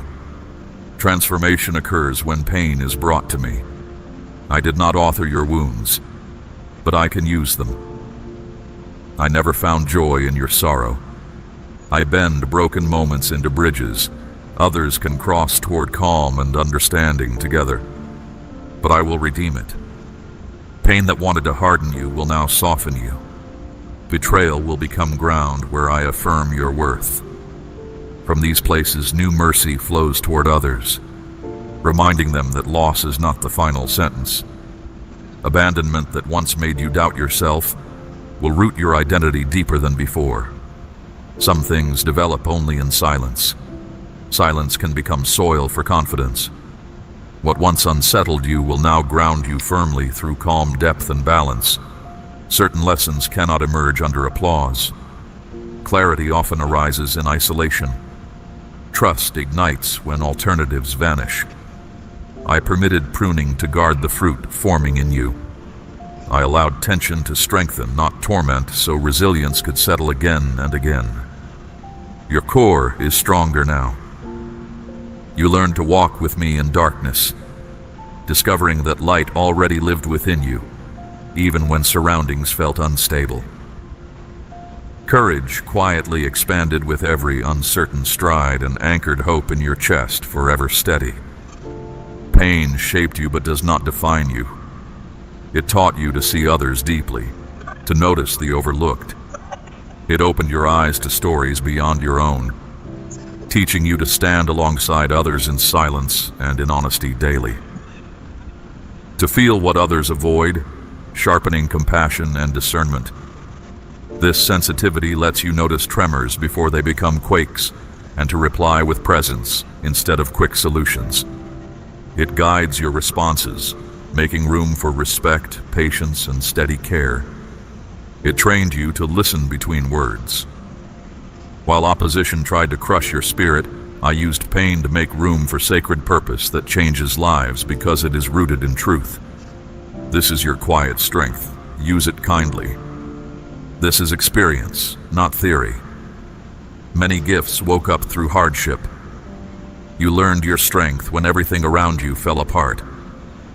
Difficulty became the tutor that books could never be, writing understanding on your heart through long evenings and early mornings. Yet you remained standing. You discovered depth of love when people failed you, and you kept your heart open. Time alone heightened your sensitivity to my voice. Those vulnerable places now carry authority, not because they are flawless, but because I inhabit them. This authority comes from my presence within them. Now consider the constant ache, the longing to be understood and seen. The ache invites you to deeper conversation, where we sift desire from distraction and keep what endures for the future journey. The need to feel known was not weakness. It signaled something deeper. It pointed toward community, toward spaces where honesty lives, and where shared stories break isolation, reminding you that connection begins with revealed truth and open hearts together daily. It pointed to the truth that your soul was made for more than this world offers. Wanting belonging and connection is not wrong. Those needs exist by design. Those needs echo your design, calling you back to relational roots again. They were not given so you would depend solely on people, but so they would draw you closer to me. Every unmet longing guides you toward the only source that fully satisfies, and they will be met in unexpected ways. You ask why events unfolded that way. I understand the desire for answers, yet at times I hold back full explanations. Answers withheld keep certain doors closed until your readiness is complete, preventing damage that impatience could invite inside early. Withholding is not to confuse, but to protect your heart from clinging to what I already freed you from. Some losses were redirections. Some endings made room for beginnings. Every reroute carries a hidden invitation to notice new paths opening. You did not fail. You shifted and grew. responding to my guidance even when you did not name it as such. Adaptation is wisdom in action, proving flexibility stronger than stubborn pride as you learn to breathe through change gracefully. Pain becomes sacred when surrendered. Kept alone, it festers. Given to me, it turns into strength that influences others. Through surrender, strength rises gently like dawn, filling the room without demand and spreading steady light for each new horizon ahead. Your transformed pain will communicate more than speech. I never meant for suffering to label you. I asked you to hand it over. It will speak in your patience, in your calm eyes, in the way you stay present when others struggle, so I could turn it into power. That is happening now, not by erasing the past. Power that serves rather than dominates, that encourages rather than controls, that lifts rather than competes and leaves room for others to rise freely. But by redeeming it, you will feel lighter, not because memories vanish, but because they no longer own the present. You will speak more freely, not because pain is forgotten. Your voice will carry a new steadiness that draws others toward hope, but because it sits under new understanding. You will walk differently, not guarding old wounds, but carrying quiet confidence in those places. Those very scars will become markers of places where grace met reality and remained as your journey moves onward. This is genuine change, not artificial joy or denial, but steady, undeniable renewal. It is the steady progress that shows itself in everyday choices, in kind words spoken when irritation could rule, in patience extended to yourself again and again daily. So I ask again, will you offer the hidden pain? Will you stop managing and suppressing it alone? Let me carry what was never meant to define you, and watch empty rooms fill with fresh possibility right before your eyes. Stop trying to find perfect language. Simply hand the story over, plain and honest. I'm not asking you to keep proving strength. I'm inviting you to fully relax your grip and let your heart rest where my guidance can reach it. When you open your hands, I don't arrive only to soothe you. I arrive ready to shape patterns in you. You never saw what I cleared from ahead. It wasn't just removing obstacles. It was clearing space for calm and direction. Strength will follow. You are prepared now, not because all pain has vanished, but because you welcomed me into it. Once you allowed me into the places that had stung the deepest, those very wounds started turning into openings for growth. Now that your inner life is no longer chained to what happened before, I want to talk about what comes next. Something definite approaches. No vague hope, but an event set for the right moment, carefully woven into time with absolute precision. The coming days will not replay the hurt you endured. They will display the commitments I have kept. Hear me clearly. This marks the stage of completion. You waited patiently and quietly, shouldering what no one else could see or measure. You stayed upright through stretches that made little sense, and now I'm unveiling what has been quietly developing all along. Movement is already underway, subtle at first, yet steady, arising from choices and shifts set in motion long before you noticed. You didn't catch it because it arrived without noise, yet the climate around your life has turned. Locks are springing open. Connections held back are surfacing. Delays are giving way to timing. Indicators will show up as unmistakable moments of insight. Expect a quick series of confirmations.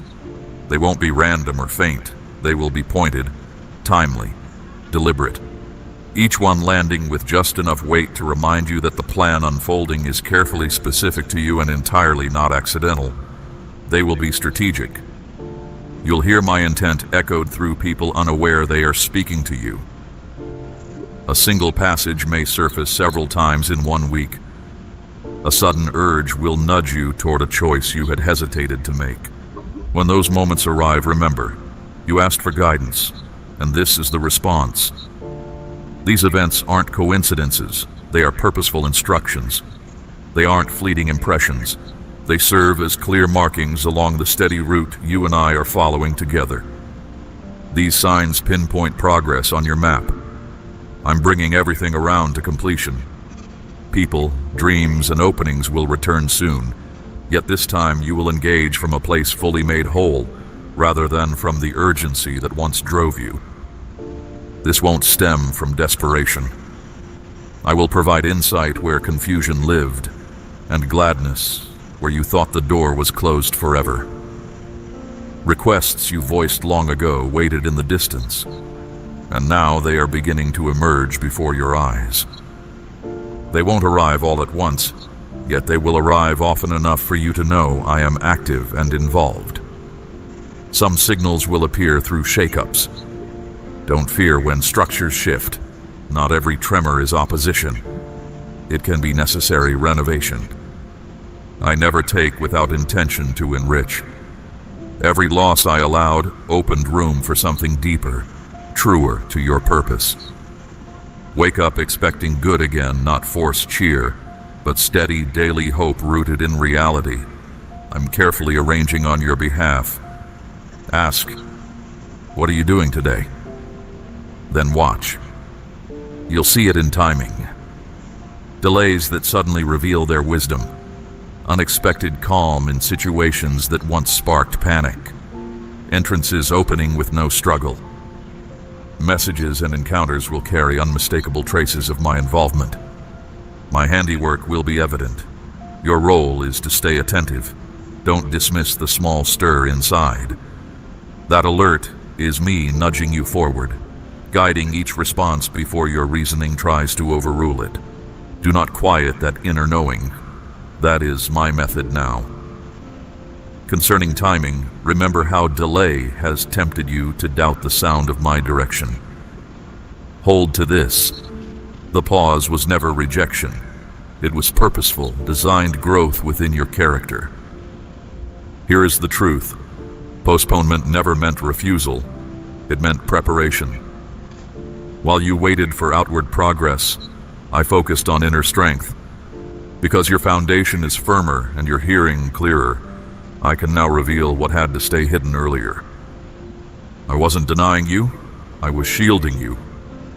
Some promises seemed to fade, yet I watched over every word, ensuring none slipped away.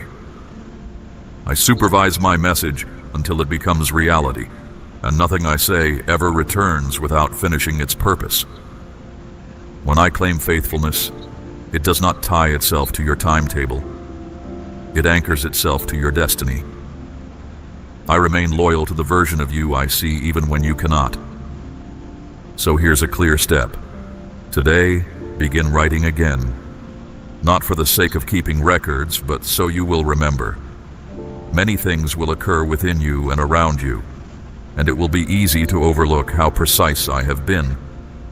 Track the clues, note confirmations, document quiet impressions.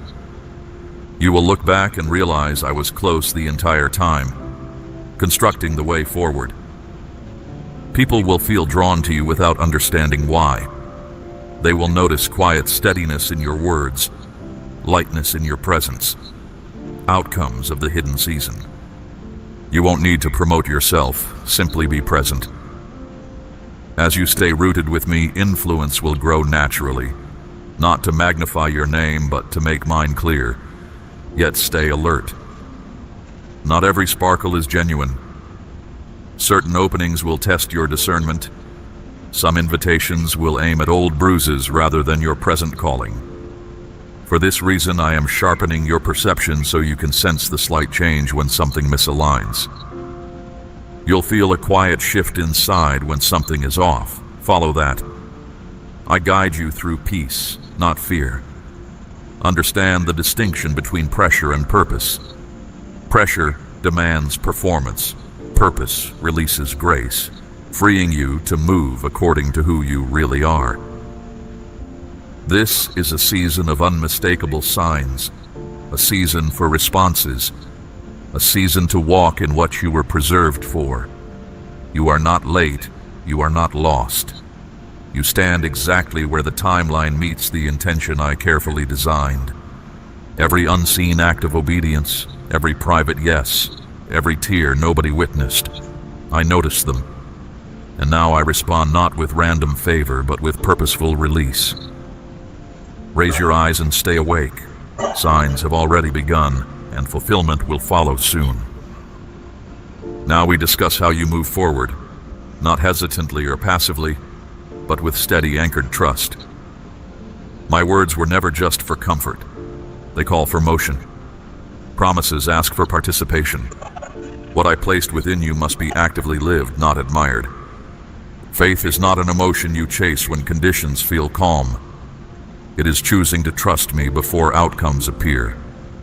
Wake each day declaring, I am not alone. Make choices that echo what I said, even before outside visible evidence matches. It will stretch you and feel uneasy at times, but that unease signals growth, not danger. You are leaving simple survival and stepping into maturity. First, guard your surroundings. Whatever fills your environment will either directly strengthen trust or drain it. Filter the voices you entertain, the conversations you allow. Don't invite confusion by constantly consuming words that clash with what I've spoken. Clarity increases as you deliberately simplify your space, choosing peace over noise, presence over pressure daily. Begin each morning with me before anything else. Give me the first few minutes. Even 5 make a difference. Speak honestly. Simple perfection isn't required. Invite me into wandering thoughts, and I will align the entire rest of your day. Come with doubts, half-formed thoughts, strength or weakness. Consistent conversation sharpens recognition. Soon you will instantly know my presence by deep familiarity. Respond to gentle nudges, those clear but soft impulses. Completely trust the leading, even when no full explanation accompanies it. Obeying often arrives at inconvenient moments, yet each obedient step swings open doors logic cannot reach. Don't postpone your yes because the picture is incomplete. I reveal what you need while you move. Speak with confidence born from alignment, not arrogance. Use your words with intent. Declare life over your future. Peace in your atmosphere. Provision over health and resources. As you repeat what I said, your inner world aligns with truth, and reality steadily follows. Words powerfully shape alignment. Choose them carefully. Write again, not just thoughts but insights gained in prayer, phrases that stand out, dreams that stir at night, confirmations through people or events. Record everything. These notes will quickly remind you when doubt resurfaces and anchor you when future storms come. They will stand as evidence of my nearness. Move on what I already said. Don't wait for repetition. If I urged you to apply, simply proceed. If to release, release. If to create, begin. I'm not calling you ahead but into rhythm. Don't mistake waiting for inactivity.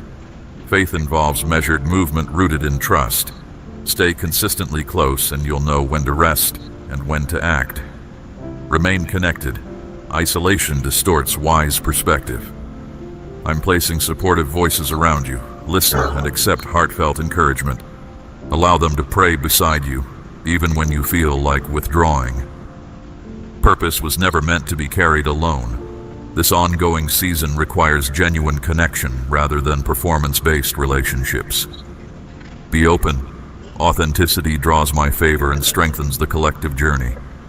I will honor open honesty. You don't need to do more. You need to do the right practices consistently. Daily morning conversation, midday stillness, regular reflection, weekly rest. These aren't rituals. They protect your inner life and refine your ability to hear. Small, steady actions yield lasting strength. Don't undervalue consistent moments. That is where growth appears and trust matures. Release the pressure to appear perfect. I'm not demanding flawlessness, only presence. Simply walk with me, remain with me, invite me each day. As you welcome me daily, I become your stability. I will supply the right words, timing, and posture. I won't guide you into places I haven't prepared, yet trust remains essential, and trust is proven by actions, not sentiments alone. Walk now. Let belief reach your steps. Arrange your schedule to reflect calling, your spending to reflect reliance, your priorities to reflect worth, your conversations to reflect healing. You are no longer the person you were. You belong to renewal.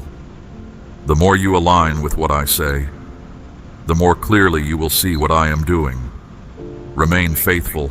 Remain available consistently. Remain grounded. This is how you steadily advance along the path I purposefully cleared ahead for you. Now let me speak as the one who has shared every quiet struggle with you. I know how long you held yourself together while secretly doubting your worth. Survival shaped a version of you that conflict distorted into uneasy self-regard. At some point you began accepting lies that never started with me, believing harder work or brighter love might earn approval. Hear me clearly. Identity is not earned. I gave it before the world could question it. You are not unwanted. You are easy to love, never too late, never forgotten, not a mistake needing correction. I formed you with care. After seasons of pruning and revealing, I am reestablishing this truth as the foundation upon which you now live today. From here on, you needn't hide behind competence or lean on performance for security. Don't shrink yourself to keep others comfortable. What I placed inside isn't excessive or mistimed. Every trait, even the ones you questioned, carries deep intended value. I'm not asking you to become someone else. I'm reminding you of who you were before fear imposed conditions. This isn't about inventing a new version.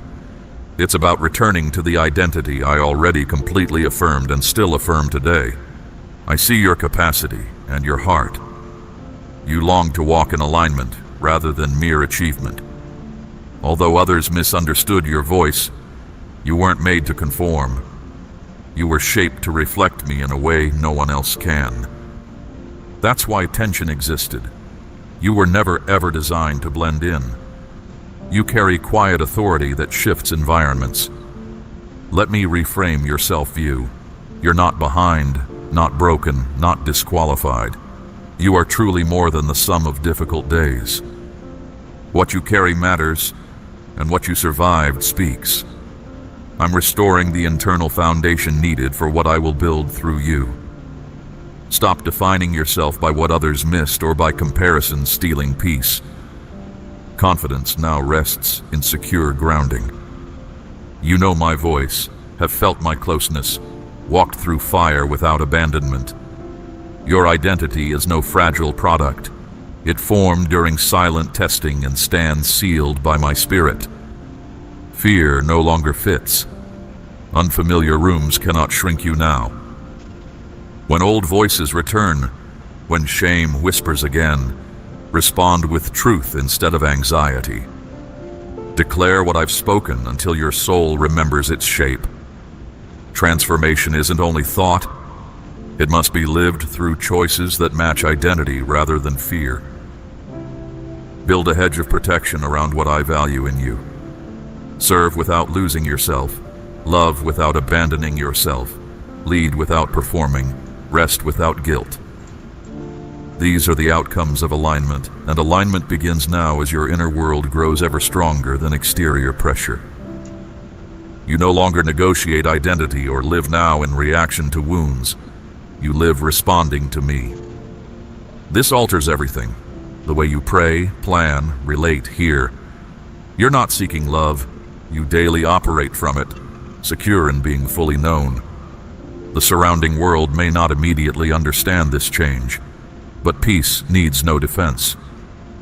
Transformation isn't proven through explanation. Let presence speak and consistent action testify.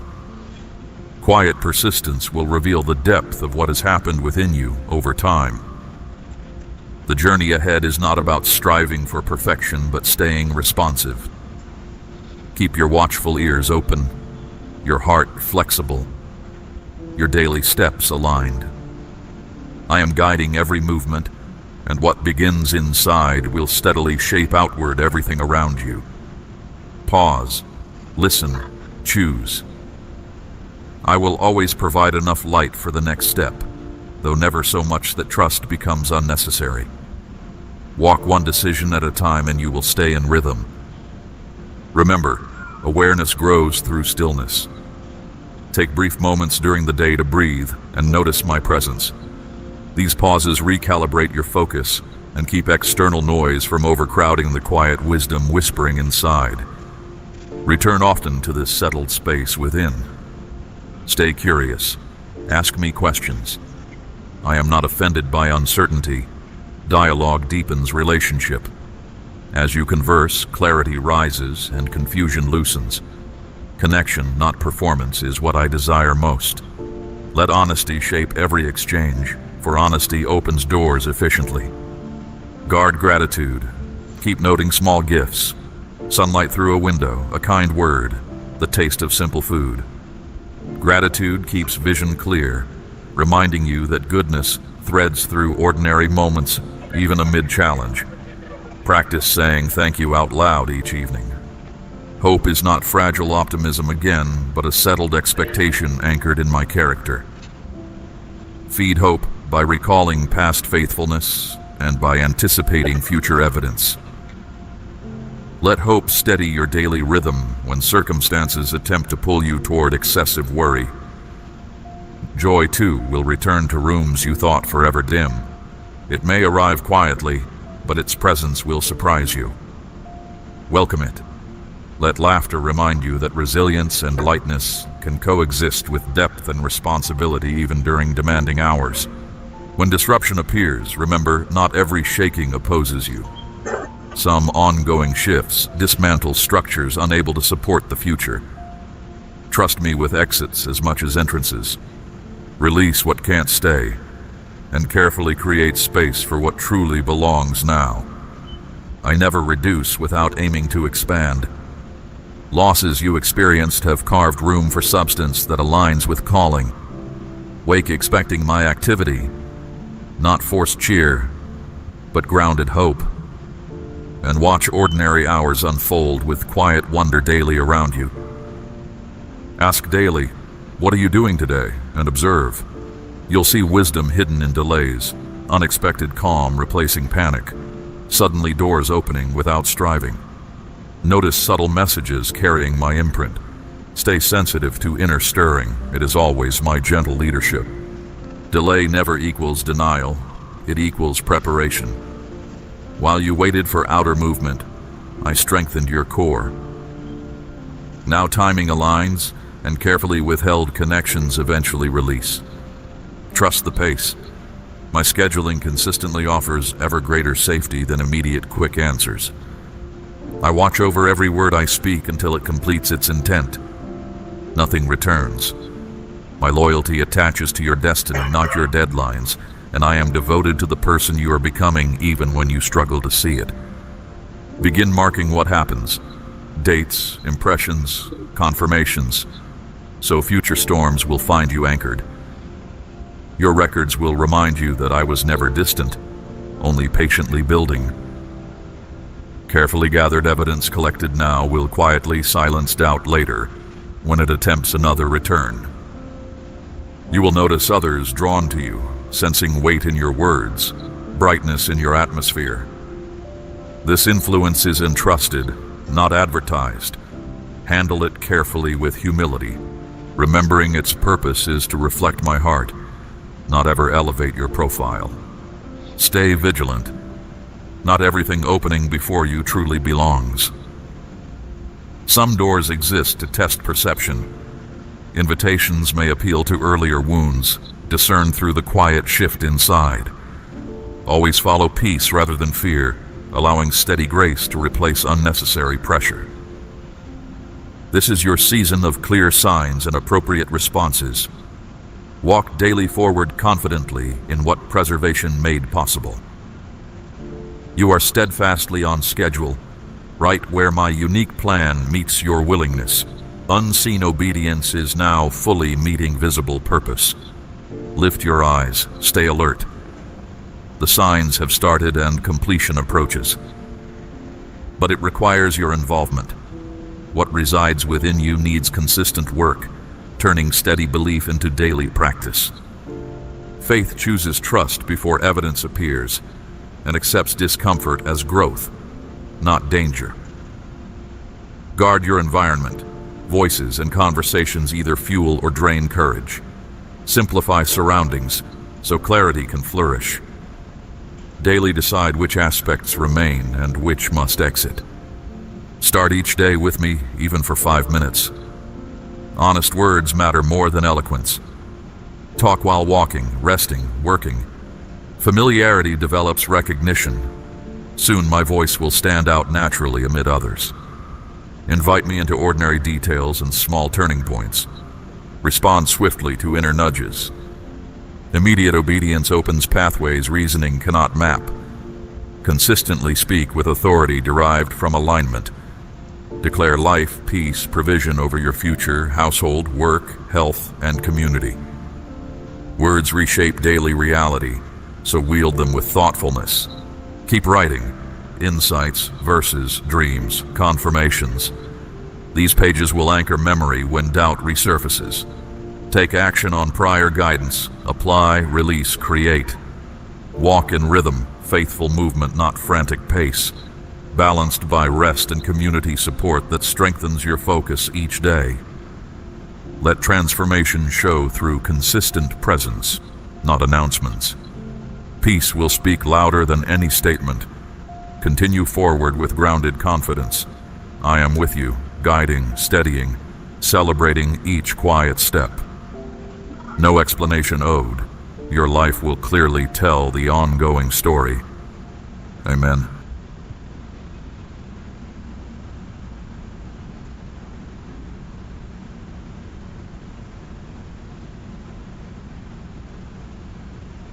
Chosen one, the courts of heaven have gone silent, and the reason has everything to do with what you have been carrying in secret, the exhaustion that no amount of sleep repairs. The prayers that have become more breath than words, because your faith is running on fumes and you are too honest to pretend otherwise.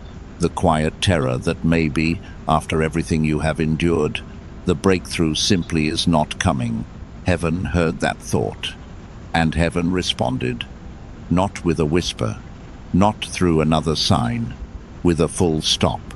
Every angelic assignment on earth suspended, every blessing in transit placed on hold, every throne room operation paused, because the Father looked across the courts and spoke a name, your name, not the name this world gave you, the name that was written into existence before time began. And he said, this one has carried enough in silence. What I have prepared for this one cannot wait behind anything else. Move it to the front. Deliver it now. That delivery is what you are standing in right now. This is not content you stumbled upon. This is not coincidence. This is a divine interruption, timed to the exact fracture point of your endurance.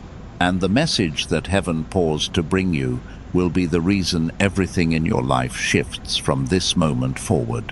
If you are around other people right now, I need you to find a quiet place. If you are lying in bed and this found you in the dark, then you are exactly where you need to be. Because this message was not designed for crowds. It was prepared for one soul, and that soul is yours. I want you to understand something about what I am sharing with you today.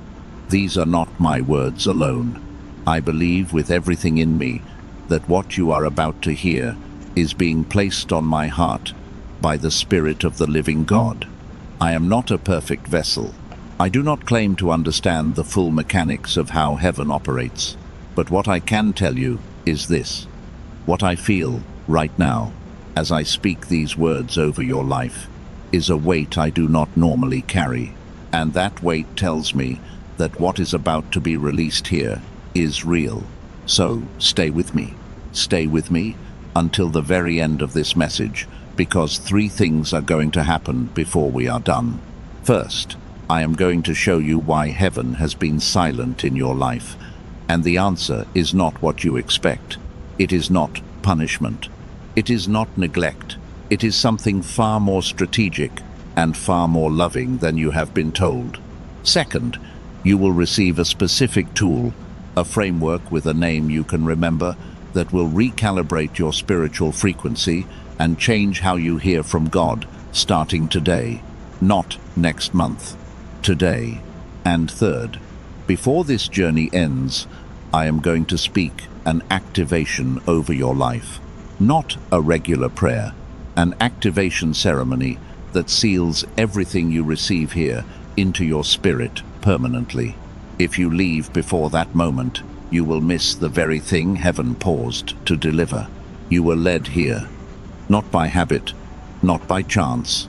Something in the invisible realm guided your hand, your scroll, your attention to this exact moment, because what is about to unfold in your life required you to hear this first, before your next door could open, before the relationship that is being prepared for you could arrive, before the provision that is already in motion could land. This message had to come first, and it is here now.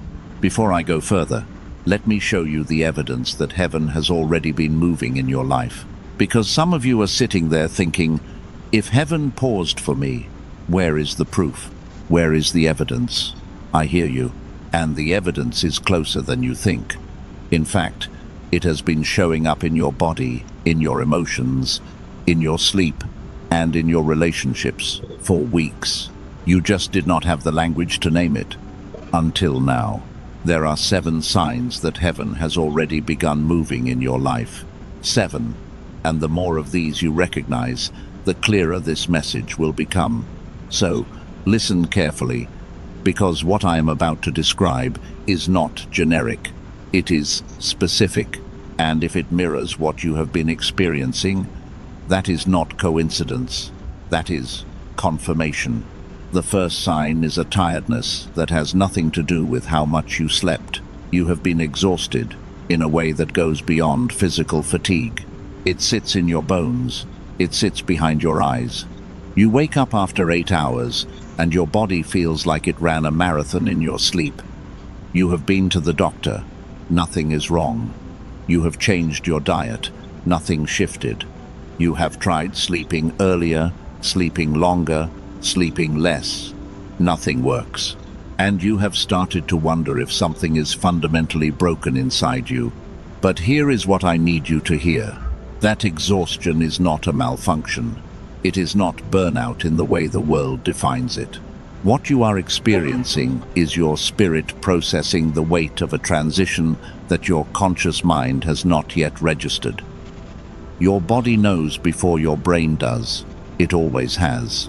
And right now, your body is carrying the gravitational pull of something massive moving toward you in the spiritual realm. That heaviness you feel in the morning is not depression. It is the weight of heaven leaning in. The second sign is emotional waves that come without warning and leave without explanation. One moment, you are fine. The next moment, tears are falling, and you cannot point to a single reason why. Or you feel a sudden rush of peace so deep that it startles you, followed by a sadness that seems to come from somewhere ancient, somewhere you cannot name. You are not losing your mind. You are not emotionally unstable. Your spirit is being recalibrated. Think of it like a radio being tuned. As the dial moves between stations, you pick up fragments of different signals, moments of clarity mixed with static, before it finally locks onto the right frequency. That is what is happening inside you. The emotional waves are not the problem. They are the evidence that your frequency is shifting. And when it finally locks in, the clarity you have been craving will arrive with a force that takes your breath away. The third sign is that your tolerance has changed. Things you used to accept, you can no longer stomach. Conversations that used to feel normal now feel draining. Environments that used to feel comfortable now feel suffocating. People you used to spend hours with now exhaust you in minutes. And the guilt that comes with that shift has been eating at you because you think something is wrong with you. You think you are becoming cold, distant, difficult, but nothing is wrong with you. What is happening is that your spirit is outgrowing containers that were built for a smaller version of you. A caterpillar does not apologize for outgrowing the cocoon. It does not feel guilty for needing more space. It simply recognizes that what once held it safely is now holding it back. Your changing tolerance is not a flaw. It is your spirit telling you that what is ahead requires a different environment than what is behind. The fourth sign lives in your dreams. Your sleep has changed. Not just the quality of it, but the content. You have been having dreams that are more vivid than they have been in years. Some of them feel more real than your waking life. You dream of searching for something, but never finding it. You dream of being in a place you have never been, but somehow recognize. You dream of people speaking to you in a language you do not understand, but somehow feel in your chest. These are not random firings of a tired brain. In the spiritual realm, sleep is the one window where the noise of the world is silenced long enough for heaven to upload what it has been trying to send you during the day. Your dreams have intensified because heaven's communication has intensified. The signal is getting louder because the message is getting closer. The fifth sign is numbers and patterns repeating in ways that defy statistical explanation. You see the same numbers on clocks, on receipts, on license plates, on timestamps. 11, 11, 3, 33, 4, 44. Or maybe it is not numbers. Maybe it is songs that play at the exact moment you needed to hear those exact words. Maybe it is conversations you overhear between strangers that answer the exact question you prayed about that morning. Maybe it is a name that keeps appearing everywhere you turn. The universe does not stutter. It does not accidentally repeat itself. When patterns emerge in your external world that mirror questions in your internal world, that is not coincidence. That is the spiritual realm confirming that the channel between you and heaven is open. Your signal is getting through, and theirs is getting through to you. The sixth sign is a physical tension that has taken residence in your body. Your chest feels heavy, not with sadness exactly, but with something unnamed. Your shoulders carry a weight that no massage can release. Your breathing has been shallow for weeks, and you only notice it when someone asks if you are okay. Feel it right now. Notice how your chest carries something your mind has not yet named. Notice how your breathing has been tighter than it should be. Notice how your spirit has felt pressed, as if something is pushing against the walls of your life from the inside out. That tension is not anxiety.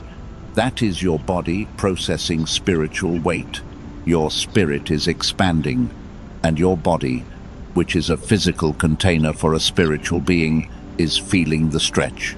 What you have been interpreting as stress is actually growth pressure. The diamond is being formed, and the pressure is the mechanism. Now, there is a seventh sign, and this one is different from the others.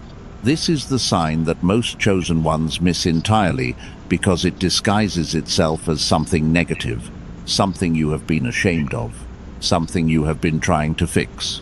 I am not going to reveal it yet, because to understand it, you first need to see what heaven was doing during your hardest season. The seventh sign will make sense only after you understand the formation that has been taking place beneath the surface of your life. So, hold that question. I will answer it. But not yet. If you recognize 3 or more of what I just described, I need you to understand what that means. It means this message was not placed in front of you at random. It means the spiritual realm has been preparing you, physically, emotionally, energetically, to receive what is about to be spoken over your life. The signs were not the message. The signs were the preparation for the message. And you are now prepared. If something shifted in your spirit as you listened to those 7 signs, if you felt seen in a way you have not felt in a long time, type the words, "I am here," in the comments right now. Not for me, for you, to mark this moment. To plant a flag in the timeline of your life that says, "This is where I stopped pretending everything was fine and started receiving what heaven had been holding for me." Now here is what I need you to understand. What I just described, those 6 signs and the 7th that is coming, they would be enough on their own to confirm that you are in a divine transition. Any one of them would be worth pausing your entire day to process. But this is only the surface. This is only the first layer.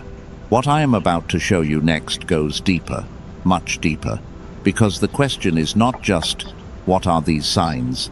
The question is, why did they appear now? Why this month? Why this week? Why today? And the answer to that question requires me to take you inside the mechanics of how heaven responds when a chosen one reaches a breaking point. Let me show you what was happening while you thought nothing was happening. Most people, even people of deep faith, have a fundamental misunderstanding about how heaven works. They think of prayer as a conversation. You speak, God listens, God responds, or does not respond. And if he does not respond, the assumption is that he did not hear you, or he heard you and said no, or he is too busy with bigger things. But that is not how it works. That is not how it has ever worked. When a chosen one cries out, heaven responds in 3 phases. And understanding these 3 phases will change how you interpret every season of silence you have ever walked through. The first phase is immediate. The moment your prayer leaves your lips, it arrives, not eventually, not after processing, instantly. In the spiritual realm, your prayer is received like incense rising before the throne. There is no lag time. There is no queue. The Father does not check a list. Your voice reaches him the way a child's cry reaches a parent in the next room. Without delay, without filter, every tear, every whisper, every groan that was too heavy for words, it all arrives intact and complete. Phase 1 has never failed you, not once. The second phase is assembly. Once your prayer arrives, heaven begins to move. Angels are assigned, resources are gathered. Doors are unlocked in the spiritual realm that will eventually manifest as open doors in your physical world. Relationships are redirected. Obstacles are addressed. This phase takes time, not because God is slow, but because the answer to your prayer involves moving pieces that affect other people, other timelines, other destinies. Your breakthrough is rarely a solo event. It is an intersection of multiple divine assignments converging at a single point in time, and aligning all of those pieces requires orchestration that only the Father can see from above. But here is what you need to understand. During phase 2, from your perspective on Earth, everything looks exactly the same. Nothing has changed. The bills are still there. The loneliness is still there. The confusion is still there. And so, you conclude that heaven did not hear you. You conclude that phase 1 failed. But it did not fail. Phase 2 was happening the entire time. You just could not see it, because the construction was happening in the invisible realm. And then comes phase 3. And phase 3 is what is happening to you right now. Phase 3 is the pause. When the answer to your prayer is so significant, so personally calibrated, so time-sensitive that it cannot be delivered through the usual channels, heaven pauses. Not because something went wrong, because everything is finally right. Phase 3 is when God raises his hand and the throne room goes silent. When the angels hold their positions. When the blessings in transit for others are momentarily held so that yours can pass through without interference. Most chosen ones experience phase 1 and 2 as silence, and they interpret that silence as absence. But the silence was never absence. The silence was concentration. The silence was heaven holding its breath. And phase 3, the pause, is the sound of your answer being moved to the front of the line. That is what is happening in your life right now. You are not in a season of silence. You are in phase 3.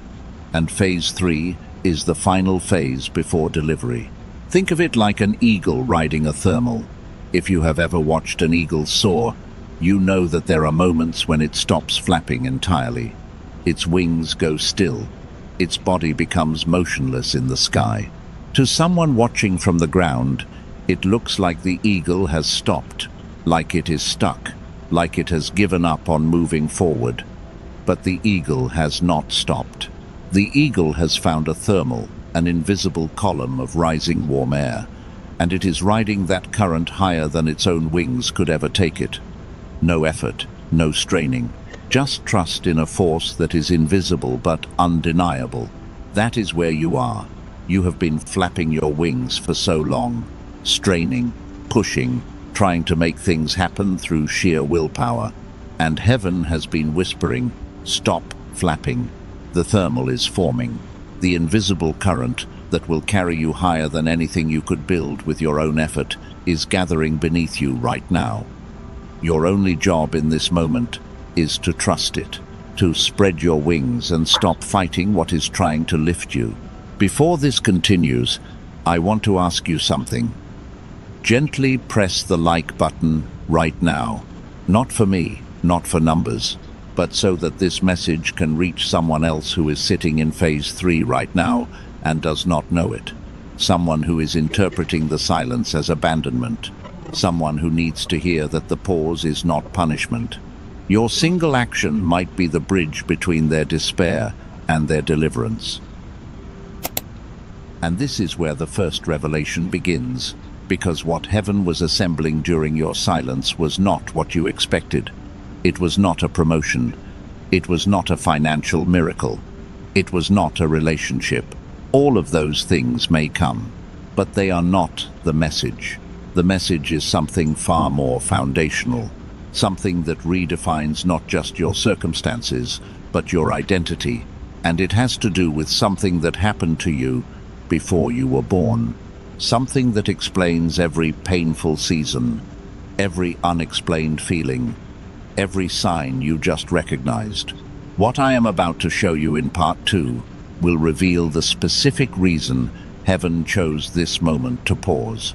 And the answer reaches back further than your childhood, further than your birth. It reaches all the way to the moment your name was first spoken in the courts of heaven. Stay with me. We are just beginning. If you are still here, that is not by accident. The fact that you made it past part 1, that you did not scroll away, that something inside you said, stay. That is phase 3 in action. Heaven is holding your attention because what comes next is personal. Deeply, uncomfortably personal. Remember the 7 signs I described? The exhaustion that sleep cannot fix, the emotional waves, the changed tolerance, the vivid dreams, the repeating patterns, the physical tension, and the 7th sign I promised to reveal. The reason those signs appeared when they did, the reason they showed up in your body and your emotions and your sleep in this season of your life, is because your wilderness just ended. You may not have realized it. Your circumstances may look exactly the same. But in the spiritual realm, a line has been drawn, a chapter has been closed, and heaven marked the transition by sending those signs as confirmation that the shift has already taken place. But before I reveal the 7th sign, before I show you what has been unlocked, I need to take you somewhere painful. I need to take you back into the season you just came out of. Not to reopen wounds, not to make you relive the suffering, but because what happened in that wilderness was not what you thought it was, not even close. And until you see it clearly, the message heaven paused to deliver will not land the way it needs to. So, walk with me for a moment. I want you to think about the hardest season of the last few years. Not the inconveniences, not the minor frustrations, the real weight, the season that changed you, the one that made you wonder if you would survive it. Maybe it was a relationship that collapsed and took pieces of your identity with it. Maybe it was a financial crisis that stripped away every safety net you had built. Maybe it was a loss so deep that you still have not found the bottom of it. Maybe it was the slow, quiet erosion of a life that looked fine on the outside, but was crumbling from the inside. Whatever it was, you know the season I am talking about. You carry it differently now. You do not talk about it the same way. Some parts of it you do not talk about at all. Picture yourself in that season. See the room, see the time of day.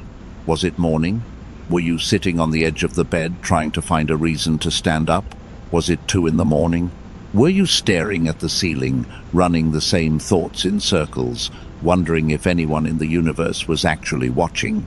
Was it in a car, parked somewhere, because you could not walk into your own home yet without falling apart? See it. Now let me tell you what was happening in that exact moment that you could not see. The wilderness was never empty. I know it felt empty. I know it felt like God had stepped out of the room and left you there with the lights off. I know the silence was deafening. I know you prayed and the words hit the ceiling and dropped back onto the floor. I know you searched for a sign and found nothing. But the wilderness was not empty. It was full. It was full of construction that was invisible to your natural eyes, but obvious to the spiritual realm. There are 3 things that were being built in you during that season that could not have been built anywhere else. The first thing was character that can only be forged in solitude. There are qualities of the human spirit that cannot be developed in community. Patience that does not come from choosing to wait, but from being forced to wait when every fiber of your being wants to move. Endurance that does not come from a motivational quote, but from one more day when you had no motivation left at all. Depth that does not come from studying depth, but from living it. In that season when no one was watching, when no audience was present, when no one was going to applaud you for getting out of bed, you developed something that cannot be bought, cannot be taught, and cannot be faked. You developed the kind of strength that only the wilderness can produce, and that strength is the exact material heaven needs for what is being built through you next. The second thing that was happening in your wilderness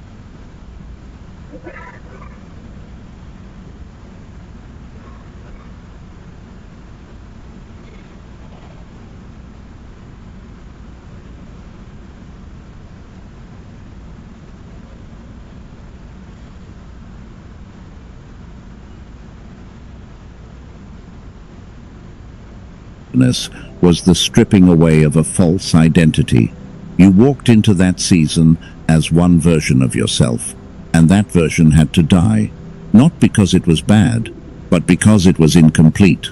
There were parts of who you thought you were that were built on other people's expectations, on roles you inherited rather than chose, on survival mechanisms that served you as a child but were suffocating the adult you were becoming. The wilderness did not destroy you. It destroyed the parts that were never really you to begin with. And I know how disorienting that is. Because when the false layers are stripped away, there is a terrifying moment where you look in the mirror and you do not recognize yourself. And the question that haunts you is, if I am not who I thought I was, then who am I? Hold that question. Because the answer is the message heaven paused to deliver. But we are not there yet. We are building toward it. The third thing your wilderness accomplished was a clearing, a divine clearing of relationships that were not meant to continue into your next season. This is the one that hurts the most, because the people who left, some of them you loved, some of them you needed, some of them you would have kept forever if the choice had been yours, but the choice was not yours. And here is the part that is difficult to accept. The people who left were not abandoning you. They were being cleared by heaven to make room for what is coming, not because they were bad people, not because they failed you, but because the next chapter of your life requires a different kind of connection. Connections built on mutual frequency rather than mutual convenience. And some of the people from your past, as beautiful as they were operating on a frequency that no longer matches where you are going.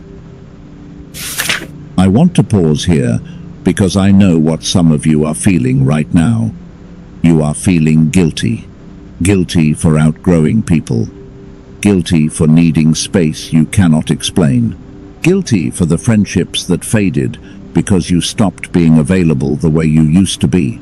Guilty for the family members you pulled away from because being around them started to feel like wearing a coat 3 sizes too small. And that guilt has been sitting on your chest, whispering that you are selfish, that you are ungrateful, that you are abandoning the people who were there for you when no one else was. I need to speak something over that guilt right now. You are allowed to outgrow people. You are allowed to outgrow places. You are allowed to outgrow versions of yourself that other people were comfortable with. You are allowed to protect what is being built in you, even when the people around you do not understand the construction. You are allowed to need silence in a world that demands noise. You are allowed to choose solitude without being labeled as cold. You are allowed to set boundaries without writing an apology letter for each one. And you do not owe anyone an explanation for becoming who you were always intended to be. Boundaries are not betrayal, distance is not rejection, and silence is not cruelty. Sometimes the most loving thing you can do for the people you care about is to step back far enough to become the version of yourself that can actually serve them from a place of wholeness rather than depletion. You cannot pour from a cup that someone else keeps drilling holes in. And if stepping away is what it takes to seal those holes, then stepping away is not selfishness. It is stewardship. Now, let me show you something that ties all of this together. Because the wilderness, the character forging, the identity stripping, the relationship clearing, none of it was random. And to understand why it happened in the order it did, and the timing it did, I need to introduce you to a man who spent 40 years in a wilderness before he ever heard the voice of God. His name was Moses, and his story will reframe everything you just walked through. Moses was not born ordinary. From the moment he entered the world, heaven had a plan for him. He was drawn out of a river as an infant, raised in a palace, educated with the finest minds of his generation. He had access, influence, and position. By every external measure, he was ahead of everyone around him. And yet, at the peak of his visibility, something went wrong. He made a decision in anger. He killed a man, and overnight, everything collapsed. The palace was gone. The influence was gone. The position was gone. And Moses, the man heaven had chosen to deliver an entire nation, found himself in the wilderness, alone, anonymous, tending sheep for someone else. For 40 years of silence, 40 years of invisibility, 40 years of wondering if the promise he once felt in his bones had been revoked. And here is what most people miss about those 40 years. God did not forget Moses. God was not punishing Moses. God was waiting for Moses to forget Egypt. Because the identity Moses carried from the palace, the identity built on human power, human position, human approval, that identity would have destroyed the mission God had for him. Moses needed to become empty enough to be filled with something divine. He needed to lose his old name before he could carry his true name. And the wilderness was the only classroom capable of teaching that lesson. When the burning bush finally appeared, it did not appear in the palace. It appeared in the wilderness. Because the wilderness is where God speaks most clearly to those he has chosen most specifically. The noise of the palace would have drowned out the voice. The activity of the city would have distracted from the assignment. But in the wilderness, where there was nothing left to compete for Moses' attention, God's voice could finally be heard. And what did God say? He did not say, "I am sorry that took so long." He did not say, "Let me explain the delay." He said, "Take off your sandals. You are standing on holy ground." 40 years of silence, and God's first words were not an apology. They were a revelation. The ground Moses had been walking on the entire time, the ground he thought was barren and empty and meaningless, was holy. It was always holy. He just could not see it until the old identity had been stripped away. That is what happened to you. Your wilderness was never barren ground. It was holy ground. The silence was not God's absence. It was God's classroom. The delay was not rejection. It was formation. And the person who walked into that wilderness is not the person standing here now. Something died in there, and something else was born. And this is where the first revelation begins to land. Because what I am about to tell you will reframe every painful season you have ever walked through. Not with a cliché, not with a bumper sticker, with a truth that reaches back further than your wilderness, further than your childhood. All the way to the beginning. You were not randomly selected for this wilderness. You were specifically chosen. Before the pain began, before the relationships collapsed, before the silence descended, heaven looked at your soul and made a decision. Not a casual one, a deliberate one, a strategic one. You were chosen for this wilderness because you were chosen for what comes after it. The wilderness was never a test to determine if you were worthy. It was training because you were already chosen. Let me say that again because your mind just tried to dismiss it. The wilderness was not the audition. The wilderness was the rehearsal. You were already cast. You were already selected. Heaven already knew your name. The hard season was not God deciding whether to use you. It was God preparing you for the specific assignment that requires exactly the kind of strength, depth, and emptiness that only a wilderness can produce. And this connects to the seventh sign, the one I held back. The one most chosen ones miss because it disguises itself as something they have been ashamed of. The seventh sign is this: you have stopped being afraid of silence, not the silence of loneliness, the silence of stillness. Somewhere in the last weeks or months, something shifted in you. You stopped needing noise to feel safe. You stopped reaching for your phone the moment the room went quiet. You stopped filling every gap with music, with podcasts, with conversations, with anything to avoid being alone with your own thoughts. And instead, you started to settle into the quiet. Not because you enjoy it yet, but because something in you stopped running from it. And here is why that is the sign most people miss.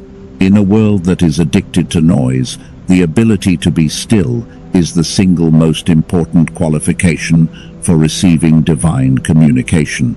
Because heaven does not shout over your distractions. Heaven speaks in the frequency of stillness. And as long as you were running from silence, the channel between you and the throne room was jammed. Your comfort in the quiet is not a personality change. It is a spiritual upgrade. It is your receiving frequency coming online. This is what Psalm 46 means when it says, "Be still and know that I am God." It is not a suggestion to relax. It is a revelation that stillness is the mechanism through which divine knowing becomes available. And you, without even trying, have been calibrated for stillness by the very wilderness that you thought was destroying you. Now, Let me take this deeper. Because being chosen is one thing. Understanding why you were chosen, that requires a different kind of courage. There is a word in the original Hebrew language that most translations soften into something gentle. The word for what God does when he selects a soul for a specific assignment. In English, we translate it as called. God called Moses. God called Abraham. God called David. And the word called feels soft. It feels like a whisper, like an invitation, like God gently suggesting that maybe you might consider doing something. But the original Hebrew word is kara, and kara does not mean whisper. Kara means to call out, to summon, to proclaim. When God spoke your name in the courts of heaven, it was not a suggestion, it was a summons. It was a proclamation before the assembled host of heaven that this soul, your soul, has been selected for an assignment so specific that the usual processes of heaven had to be altered to accommodate it. You were not invited into this, you were summoned. And a summons does not wait for you to feel ready. It does not wait for your circumstances to improve. It does not wait for your faith to be strong enough, or your wounds to be healed enough, or your bank account to be full enough. A summons arrives and says, you are needed, now, as you are, with everything you carry, because what you carry is exactly what the assignment requires. There was a woman in the ancient texts whose story mirrors yours in a way that might make you uncomfortable. Her name was Esther. She was nobody. A young woman with no political power, no family connections, no wealth, an orphan raised by a relative, and heaven chose her. Not because she was the most qualified, not because she had a resume that matched the job description, but because she was positioned for a moment that had not yet arrived. She was placed in the exact right location, at the exact right time, with the exact right set of experiences, so that when the crisis came, she would be the only one capable of responding to it. And the phrase that defines her entire story is this: perhaps you were placed here for such a time as this. Not because she earned the position, not because she campaigned for it, but because heaven saw a need that had not yet materialized and prepared a vessel in advance. That is you. You have been positioned, not by your own strategy, not by your own ambition, by a hand that moves pieces on a board you cannot see. And the positioning required a wilderness. It required a stripping, it required a clearing, because the role you are being moved into demands the exact version of you that could only emerge from what you just survived. If you just realized that your wilderness was not wasted, if something clicked in your spirit as you heard those words, type "it was not wasted" in the comments. Seal that truth. Mark it. Because the enemy has been trying to convince you for months, maybe years, that the hard season was meaningless, that the pain served no purpose, that you suffered for nothing. And what you just heard is the first crack in that lie. And this alone, this single revelation, that you were chosen before the wilderness began, that your pain had purpose, that your positioning was intentional, this alone would be enough to reshape how you see your entire life. If we stopped right here, you would walk away with a truth that many people spend decades searching for. But we are not stopping here, because this is only the first layer, the first truth in a cascade that goes much deeper. In part 3, I am going to answer the question that this revelation just opened. Because if you were chosen, the natural follow-up is, why? Why you, and not someone else? What is it about your specific soul that made heaven pause its entire operation?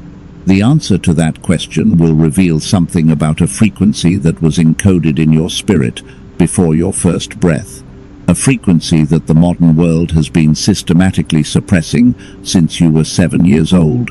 And when you understand what was taken from you, you will finally have the language for the rage, the grief, and the restless longing that has been living in your chest for as long as you can remember. The medium truth is coming, and it will challenge everything you believe about your own worth. The medium truth is here, and I need to be honest with you before I share it. What I am about to reveal is not comfortable. It is not the kind of truth that makes you feel warm and safe. It is the kind that makes you sit up straighter, the kind that rearranges the furniture inside your mind and forces you to reconsider things you thought were settled a long time ago. In part 2, I showed you that you were chosen before the wilderness began, that your pain had purpose, that your positioning was deliberate, and, for many of you, that revelation alone shifted something deep inside your chest. You felt seen, maybe for the first time in a very long time. But the natural follow-up to being chosen is a question that most people are afraid to ask out loud. Why me?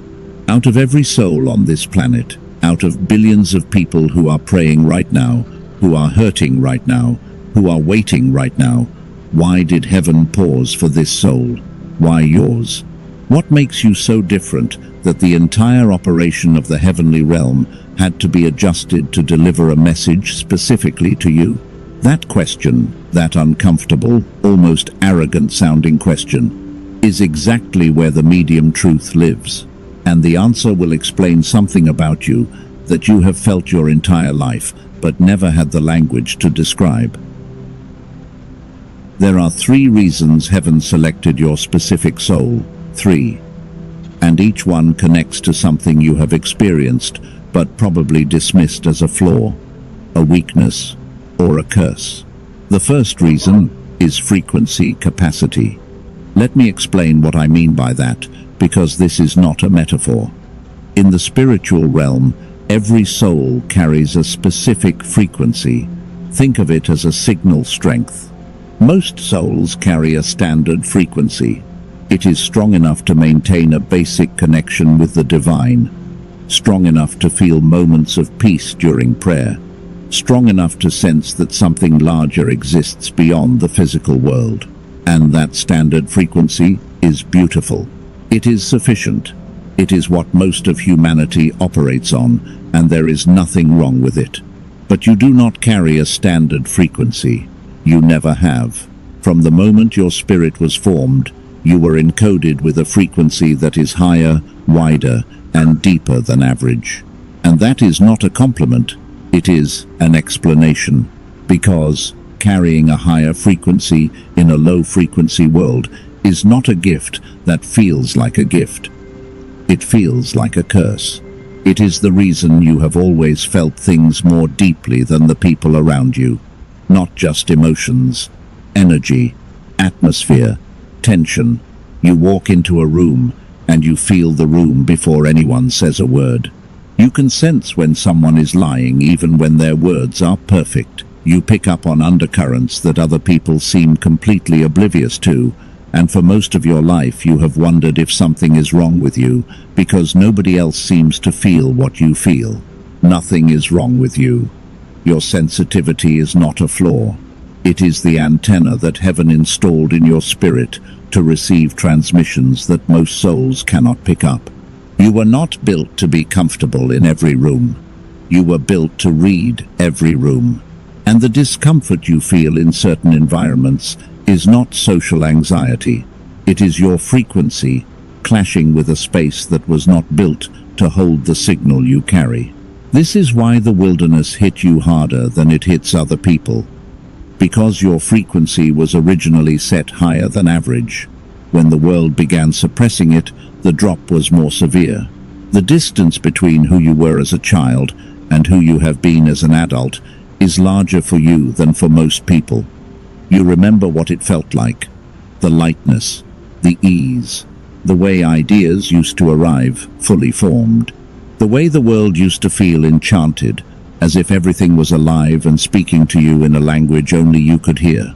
And then, somewhere along the way, that access closed. The world got heavier. The ideas stopped flowing.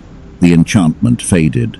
And you have spent years trying to get back to that frequency without knowing what you lost or why you lost it. What you lost was not innocence. What you lost was signal strength. And what you have been grieving, even if you never named it this way, is the gap between the frequency you were born to carry and the frequency the world forced you to operate on. The second reason heaven chose you is pattern recognition. You see things other people miss, not because you are smarter, because you are wired differently. There is an identity that heaven assigns to certain chosen ones. It is not a title you earn, it is a capacity you are born with. And the name for it is the seer. The seer is the one who perceives what lies beneath the surface. You do not just hear words. You hear what is behind the words. You do not just observe behavior. You understand the wound that drives the behavior. You look at a situation that everyone else accepts at face value, and you see the pattern underneath it, the machinery running below the floor that no one else seems to notice. This is why people have always come to you with their problems, not because you are the most charismatic person in the room, not because you have all the answers, but because something about your presence makes people feel seen. They cannot always explain why they trust you. They just do, because your frequency reads theirs. You understand them at a level that bypasses language and goes straight to the core. But being a seer comes with a cost. You see too much. You see the lies that hold families together. You see the fear that drives people you love to make choices that will hurt them.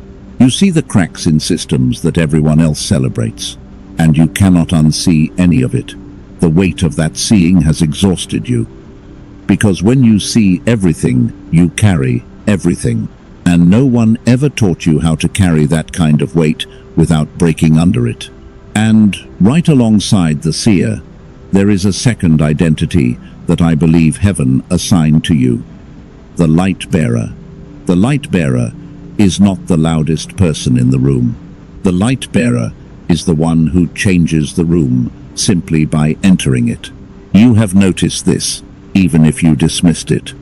When you walk into a space that is heavy, something shifts. When you sit with someone who is falling apart, they begin to calm, not because of anything you say, because of what you carry. Your presence is not neutral. It never has been. It is a frequency that disrupts darkness the way a candle disrupts a dark room, not aggressively, not loudly, just by being lit. And this is the part that you need to hear. The reason you have felt so attacked, the reason the opposition in your life has been relentless, the reason it sometimes feels like every good thing you try to build gets dismantled before it is finished. It is not because you are unlucky. It is not because God is testing you more than he tests other people. It is because darkness has a vested interest in keeping your light dim. If your frequency fully activates, if your signal returns to the strength it was designed to carry, the impact you will have on the people around you will be impossible to contain. And the forces that benefit from keeping people blind, numb, and disconnected know that. They have always known that. And that is why the attacks on your life have never been random. They have been strategic. But I am getting ahead of myself. I will show you the full scope of that war in part 4. For now, I need you to sit with this truth. You are not oversensitive. You are not too much. You are not broken. You are a seer and a light bearer, encoded with a frequency that this world has tried to suppress since the day you were born. And heaven paused, because it is time for that suppression to end. The third reason heaven chose you is the one that will cost you the most to receive. Because it is not about what you can do, it is about what you were willing to endure. There was a young woman in the ancient texts whose story carries a weight that most people skip over because they think they already know it. Her name was Mary, and her story is not what you were taught in Sunday school. Mary was not chosen because she was the holiest woman alive. She was not chosen because she had the most impressive prayer life or the deepest theological understanding. She was chosen because she said yes before she understood the cost. Heaven came to her with an assignment that made no logical sense. An assignment that would make her the subject of gossip. That would put her relationship at risk. That would make people question her character, her sanity, and her integrity. And she said yes. Not because she was brave, because she was willing. There is a difference. Bravery is the absence of fear. Willingness is the presence of fear, alongside the decision to move forward anyway. Mary was terrified. The text makes that clear. The angel had to tell her, "Do not be afraid," which means she was afraid. And she said yes while afraid. That is why heaven chose her. Not because she was fearless, but because her willingness was stronger than her fear. And that is why heaven chose you. You have said yes to things that terrified you. You have kept going when every logical reason to stop was screaming at you. You have shown up for people, for responsibilities, for callings that you did not feel qualified for. And you did it, not because you believed you could handle it, but because you could not live with the alternative of walking away. And that willingness, that stubborn, exhausted, barely holding on willingness, is what moved the heart of God. I need you to hear this. You were not chosen because you were strong enough. You were chosen because you were willing enough. And your willingness in the middle of your weakness is what made heaven say, "That one. That is the one I can build something eternal through." Not the one who has it all together. The one who keeps showing up even when they are falling apart. And I hear the Spirit saying something right now that I need to pass on to you exactly as I receive it. I hear the Father saying, "My child, I chose you not because you were ready. I chose you because you were willing. And your willingness in the midst of your weakness moved my heart in ways you cannot yet comprehend. Every morning you got out of bed when the weight told you to stay down. I saw that. Every prayer you whispered when your faith was running on fumes, I collected that. Every time you chose to keep going when quitting would have been so much easier, I recorded that. You have been keeping a record of your failures. I have been keeping a record of your faithfulness, and my record is longer than yours. I did not pause heaven because you are perfect. I paused heaven because you are mine, and what belongs to me receives the. Maybe it was a different version. Maybe it sounded more like this. Even if it is me, even if heaven did choose me, what happens when I step into this and fail? What happens when people see the real me and realize I am not who they thought I was?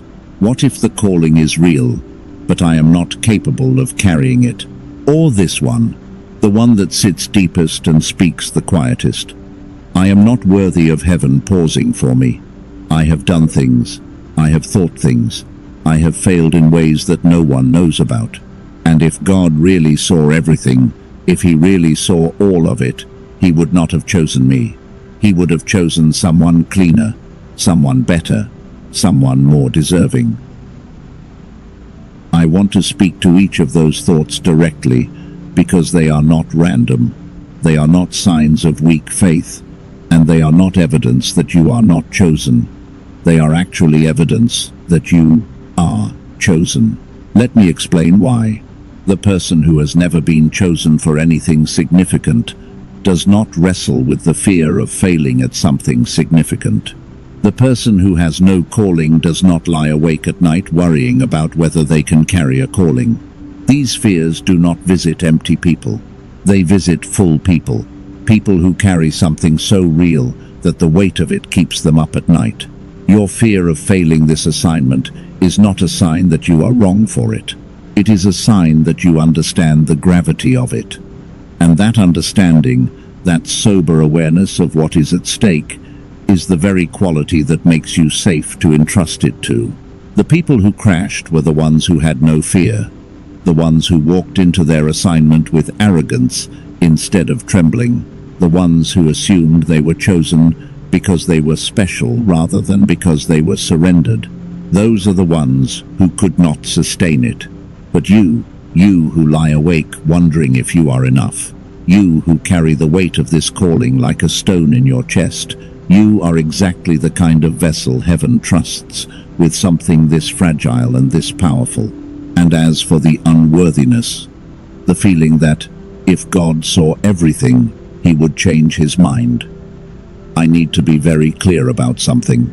He did see everything, every hidden thing, every secret failure, every thought you are ashamed of, every moment you fell short of the person you wanted to be. He saw all of it before he spoke your name, and he spoke it anyway. Your selection was not based on a filtered version of you. It was based on the complete, unedited, fully transparent version, and that version was still chosen. Not in spite of the brokenness, but with full knowledge of it. I cannot tell you that I fully understand the mechanics of how heaven selects. What I can tell you is what I see in the patterns. In Moses, who was a murderer before he was a deliverer. In David, who was an adulterer before he was the man after God's own heart.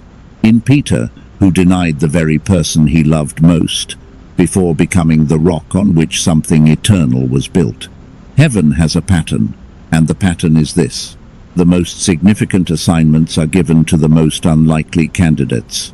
Not because God enjoys irony, but because unlikely candidates are the only ones humble enough to depend on heaven rather than on themselves. Your weakness is not a disqualification, it is the qualification.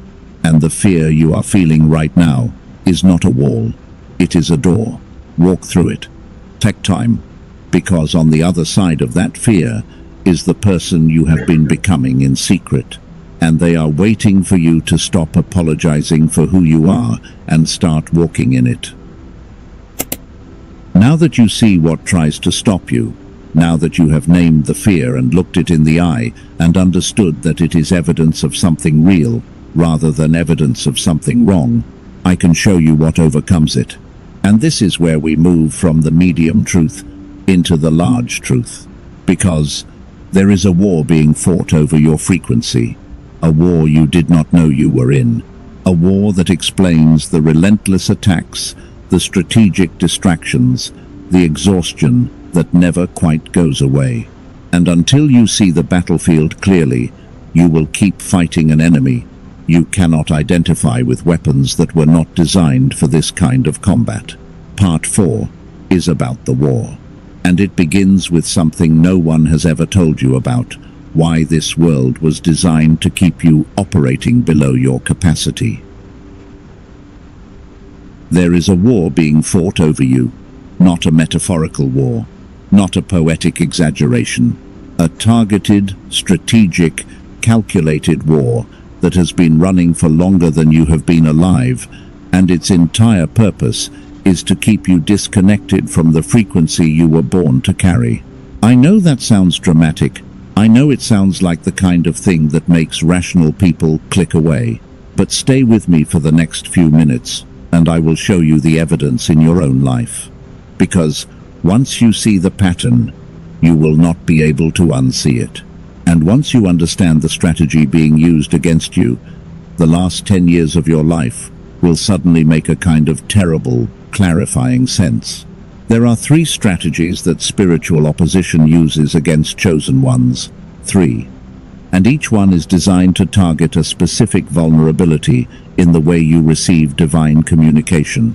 This is not a battle for your body. This is not even a battle for your mind. This is a battle for your signal, your frequency, the antenna I described earlier, that heaven installed in your spirit to receive transmissions that most people cannot pick up.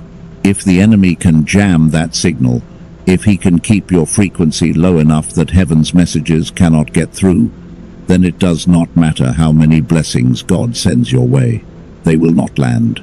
Not because they were not sent, but because your receiver was offline. The first strategy is frequency disruption, and this one has been running since you were a child. Your brain operates on measurable electrical frequencies. This is not mystical language. This is neuroscience. The brain produces different types of waves depending on what state you are in. When you are stressed, anxious, or in survival mode, your brain operates on high beta waves. Fight or flight. The world is dangerous, and I need to react. When you are relaxed and creative, your brain shifts to alpha waves. When you are deeply meditative, theta waves. And when you are in a state that scientists describe as genius-level processing, peak intuition, heightened awareness, and what many researchers now call flow state, your brain operates on gamma waves. Children are born with access to gamma, full access. That is why children learn so fast. That is why a child can sit in a room and be completely absorbed in an imaginary world for hours without effort. That is why children say things that are so profoundly true. It stops you in your tracks. They are not trying to be wise. They are simply operating on a frequency that gives them access to a level of perception that most adults have lost. But somewhere around the age of 7, something happens. Scientists call it the decline effect. The brain begins to shift its dominant frequency away from gamma and toward the lower, more survival-oriented waves. Not because of a disease, not because of injury, because of the environment. The education system trains the brain to memorize rather than perceive. The social environment trains the brain to conform rather than explore. The bombardment of noise, information, and stimulation trains the brain to stay in a constant state of low-level stress. And over time, the gamma access that was once natural becomes rare, then unreliable, then gone. Now here is the part that connects to you specifically. Remember what I told you about your frequency being higher than average from birth. If you were born with stronger gamma access than most people, and the modern world suppressed that access, the fall was steeper for you.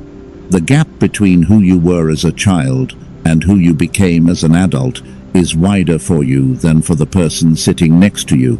And that gap, that chasm, between the person you know you could be and the person you have been forced to become, is not a character flaw. It is not laziness. It is not lack of discipline. It is the result of a frequency that was systematically turned down by a world that benefits from keeping your signal weak. Because here is the uncomfortable truth. A population operating on survival frequency is a population that is easy to manage, easy to distract, easy to control. People stuck in beta do not ask deep questions. They do not challenge systems. They do not hear the voice of something higher calling them to something greater. They are too busy reacting to the next crisis, the next bill, the next argument, the next notification, to pause long enough to hear what heaven is trying to say. And that is not accidental. That is architectural. The second strategy is isolation tactics. And you have felt this one personally. Think about the last few years. Think about how many connections you have lost. Not just the ones that faded naturally, the ones that were ripped away. The friendships that collapsed over misunderstandings that, looking back, seem manufactured. The relationships that ended not because of anything you did wrong, but because of a sudden shift in the other person that you could not explain. The family dynamics that changed overnight, leaving you standing on the outside of circles you once belonged to. Now, I already told you in part 2 that some of those clearings were divine. Some of those people had to go because they were not meant for your next season. And that is true. But there is a second layer to the isolation that I did not address then. Because the enemy does not only use divine clearings against you, he also manufactures false clearings. He engineers conflict with people who were meant to stay, not because the relationship was toxic, but because if you and that person stayed connected, the combined frequency you carry would have been powerful enough to shift entire environments. Darkness separates chosen ones from each other, the way a predator separates its target from the herd, because a chosen one alone is vulnerable. A chosen one connected to other chosen ones operating at similar frequency is nearly impossible to stop. So think carefully. Is there someone in your life who was pulled away from you in a way that never fully made sense? Is there a relationship that ended not with a bang, but with a strange, suffocating distance that neither of you could explain? That may not have been a divine clearing. That may have been an enemy strategy designed to keep you isolated, designed to make sure you fought this battle alone. The third strategy is identity confusion, and this is the most dangerous one because it targets the very thing heaven is trying to restore. If the enemy cannot jam your frequency permanently, and he cannot isolate you from every aligned connection, his final play is to make you forget who you are. Not your name, not your history, your identity, your spiritual identity, the seer, the light bearer, the one encoded with a frequency that heaven considers a strategic asset. This is why imposter syndrome has been so relentless in your life. This is why every time you step close to something meaningful, a voice in your head says, "Who do you think you are?" This is why you have downplayed your gifts, hidden your insight, kept your mouth shut in rooms where your perspective would have changed the entire conversation. That voice, that persistent, corrosive, exhausting voice of self-doubt, is not your voice. It is the sound of an identity attack, a deliberate, targeted campaign to make you forget what you carry so that you never have the courage to deploy it. Think about how strategic that is. The enemy does not need to destroy you if he can make you destroy yourself. He does not need to silence you if he can convince you that your voice does not matter. He does not need to block your breakthrough if he can persuade you that you do not deserve one. Identity confusion is the cheapest, most efficient weapon in the spiritual war because it turns the target into their own prison guard. Every distraction that pulled you off course was strategic. Every delay that drained your hope was calculated. Every voice that told you that you were not enough was a deliberate attempt to keep you from discovering the one truth that would change everything. The truth about who you really are. But here is what the enemy miscalculated. You survived. You are still here. After everything that was thrown at you, after the frequency disruption and the isolation and the identity attacks, you are listening to this message right now, which means every single strategy failed. Not because you are superhuman, not because you outsmarted the opposition, but because the hand that is on your life is heavier than the hand that was against it. Your survival is not an accident, it is a victory. And the fact that you are here, right now, receiving this message, means that every weapon formed against you has already been rendered ineffective, not by your strength, by the strength of the one who chose you before the battle began. Feel that for a moment. Feel the fire in your chest right now. That is not anger. That is not frustration. That is the warrior in you waking up.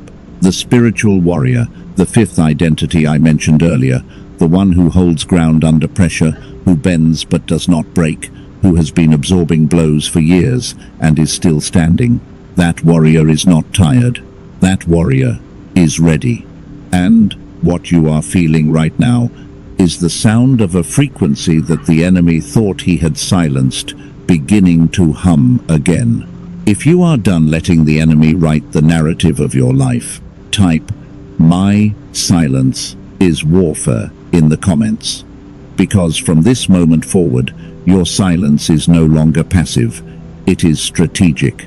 Every day you refused to react was a day the enemy's plan failed. Every argument you walked away from, every insult you did not return, every provocation you absorbed without retaliating, that was not weakness. That was a chosen one operating in a frequency so high that the attacks could not reach it. Your silence has been the most powerful weapon in your arsenal, and you did not even know you were using it. Now, Let me show you what happens when a chosen one's frequency is fully restored. Because the war I just described, the frequency disruption, the isolation, the identity attacks, all of it was designed to prevent one thing. And that one thing is what I am about to reveal.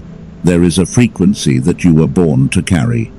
I have been circling around it, hinting at it, building toward it, and now it is time to name it. When heaven encodes a chosen one with a higher frequency than average, that frequency serves a specific purpose. It is not decorative. It is not a spiritual luxury. It is a transmission channel, a direct, unmediated line of communication between your spirit and the throne room. When this channel is open, when the frequency is operating at its intended strength, something happens that is difficult to describe to someone who has not experienced it. Clarity replaces confusion. Not gradually, suddenly, like fog lifting off a highway in an instant. Synchronicities begin to cascade, not occasionally, but daily. Doors that were locked begin to open without you pushing on them. The right people appear at the right time without you searching for them. And the voice of the divine, the voice that felt distant for so long, becomes unmistakable. Not loud, not dramatic, but clear, present, as close as your own heartbeat. This is what heaven paused to restore in you. Not a blessing, not a promotion, not a relationship, a frequency. The frequency that makes all of those things possible. Because, without the signal, none of it can land. You have been trying to catch rain without a bucket. You have been trying to tune a radio with a broken dial. The frequency is the infrastructure. Everything else is the content that flows through it. And this explains something that has frustrated you for years. Why meditation felt empty. Why affirmations fell flat. Why even prayer sometimes felt like throwing words into a void. It was not because those practices are false. It was not because God was not listening. It was because your receiving frequency was jammed. You were trying to download something on a channel that had been deliberately disrupted. And no amount of effort on your part could fix a signal issue. You needed a different kind of intervention, not more effort. A frequency reset. And this is where I want to give you something practical. Because I promised you a tool, and I do not make promises I cannot keep. What I am about to share is a practice I call the Sacred Stillness Protocol. I did not invent it. It comes from a pattern I have observed in the lives of every person I have studied who experienced a frequency restoration. From Moses at the burning bush to Elijah in the cave to Mary receiving the announcement that would change history. Every single one of them received their divine download in the same posture. Not praying, not asking, not speaking at all. Receiving, in stillness. For your entire spiritual life, you have been taught to speak to heaven, to bring your requests, to pour out your heart, to praise, to worship, to declare. And all of that is real. All of that matters. But no one taught you the other half of the conversation. No one taught you how to listen, how to receive, how to create the internal conditions that allow heaven's signal to actually reach your spirit without interference.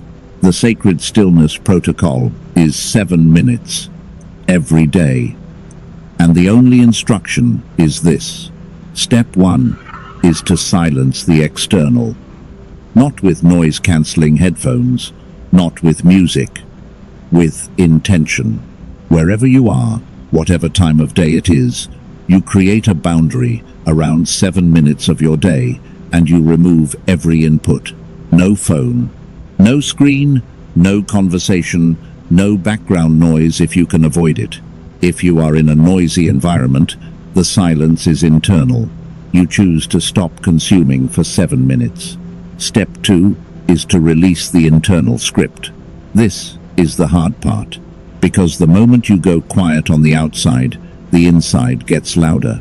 The to-do list starts scrolling. The worries start surfacing. The mental replays of yesterday's conversations begin. Step 2 is not about stopping those thoughts. It is about refusing to follow them. Let them pass like cars on a highway. You are not getting in any of those cars. You are standing on the shoulder, watching them go by, choosing not to ride. Step 3 is the one that changes everything.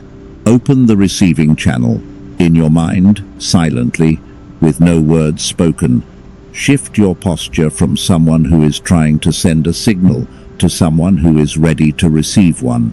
Imagine your spirit like a satellite dish that has been pointed at the ground for years, and in this moment, slowly, intentionally, you tilt it upward, toward the source. You are not asking for anything. You are not declaring anything. You are simply saying, with the posture of your spirit, I am here. I am open. If there is something you want to show me, I am ready to see it. That is it. 7 minutes. Silence. Release. Receive.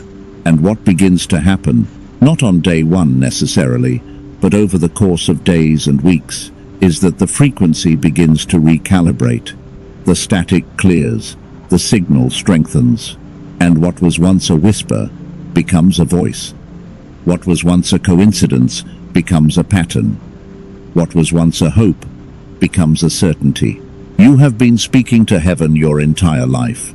This practice teaches you to listen, and listening is the frequency that heaven has been waiting for you to access. Now, there is a word for this frequency that scientists have been studying for decades. They do not call it a spiritual frequency. They call it by its neurological name. They call it gamma waves. The highest measurable brainwave frequency.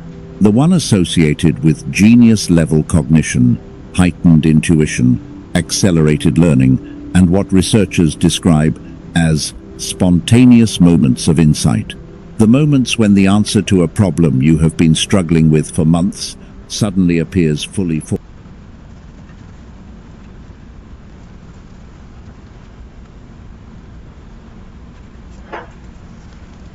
And you have logical reason to know it. The moments when the world seems to slow down and you can see connections that are invisible to everyone else around you. Heaven calls it the receiving frequency. Science calls it gamma, and both are describing the same thing. And here is what neuroscientists at institutions like MIT, Princeton, and Harvard have confirmed through decades of brain scan research.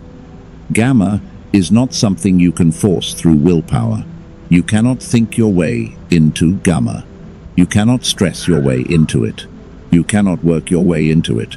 The traditional path to gamma through deep meditation takes months or even years of consistent practice. And even then, most practitioners only access it briefly before the brain defaults back to its lower frequencies. But there is another path. A path that was discovered by a neuroscientist after 34 years of research. A path that bypasses months of meditation and activates gamma directly through the brain's own electrical response to a specific type of sound technology. I will share that with you in part 5. Because what that scientist discovered did not just change the field of neuroscience. It gave chosen ones a tool to reclaim the very frequency that the modern world has been suppressing since they were 7 years old. What science calls the decline effect, heaven calls the silencing of a signal. And what that scientist created is, I believe, the reversal. But before we go there, I want you to sit with what you now know. You were chosen before the wilderness began. That was the first truth. You were chosen because of a frequency you carry that most souls do not. That was the second truth. That frequency has been under strategic attack your entire life. Not randomly, but deliberately. That was the third truth.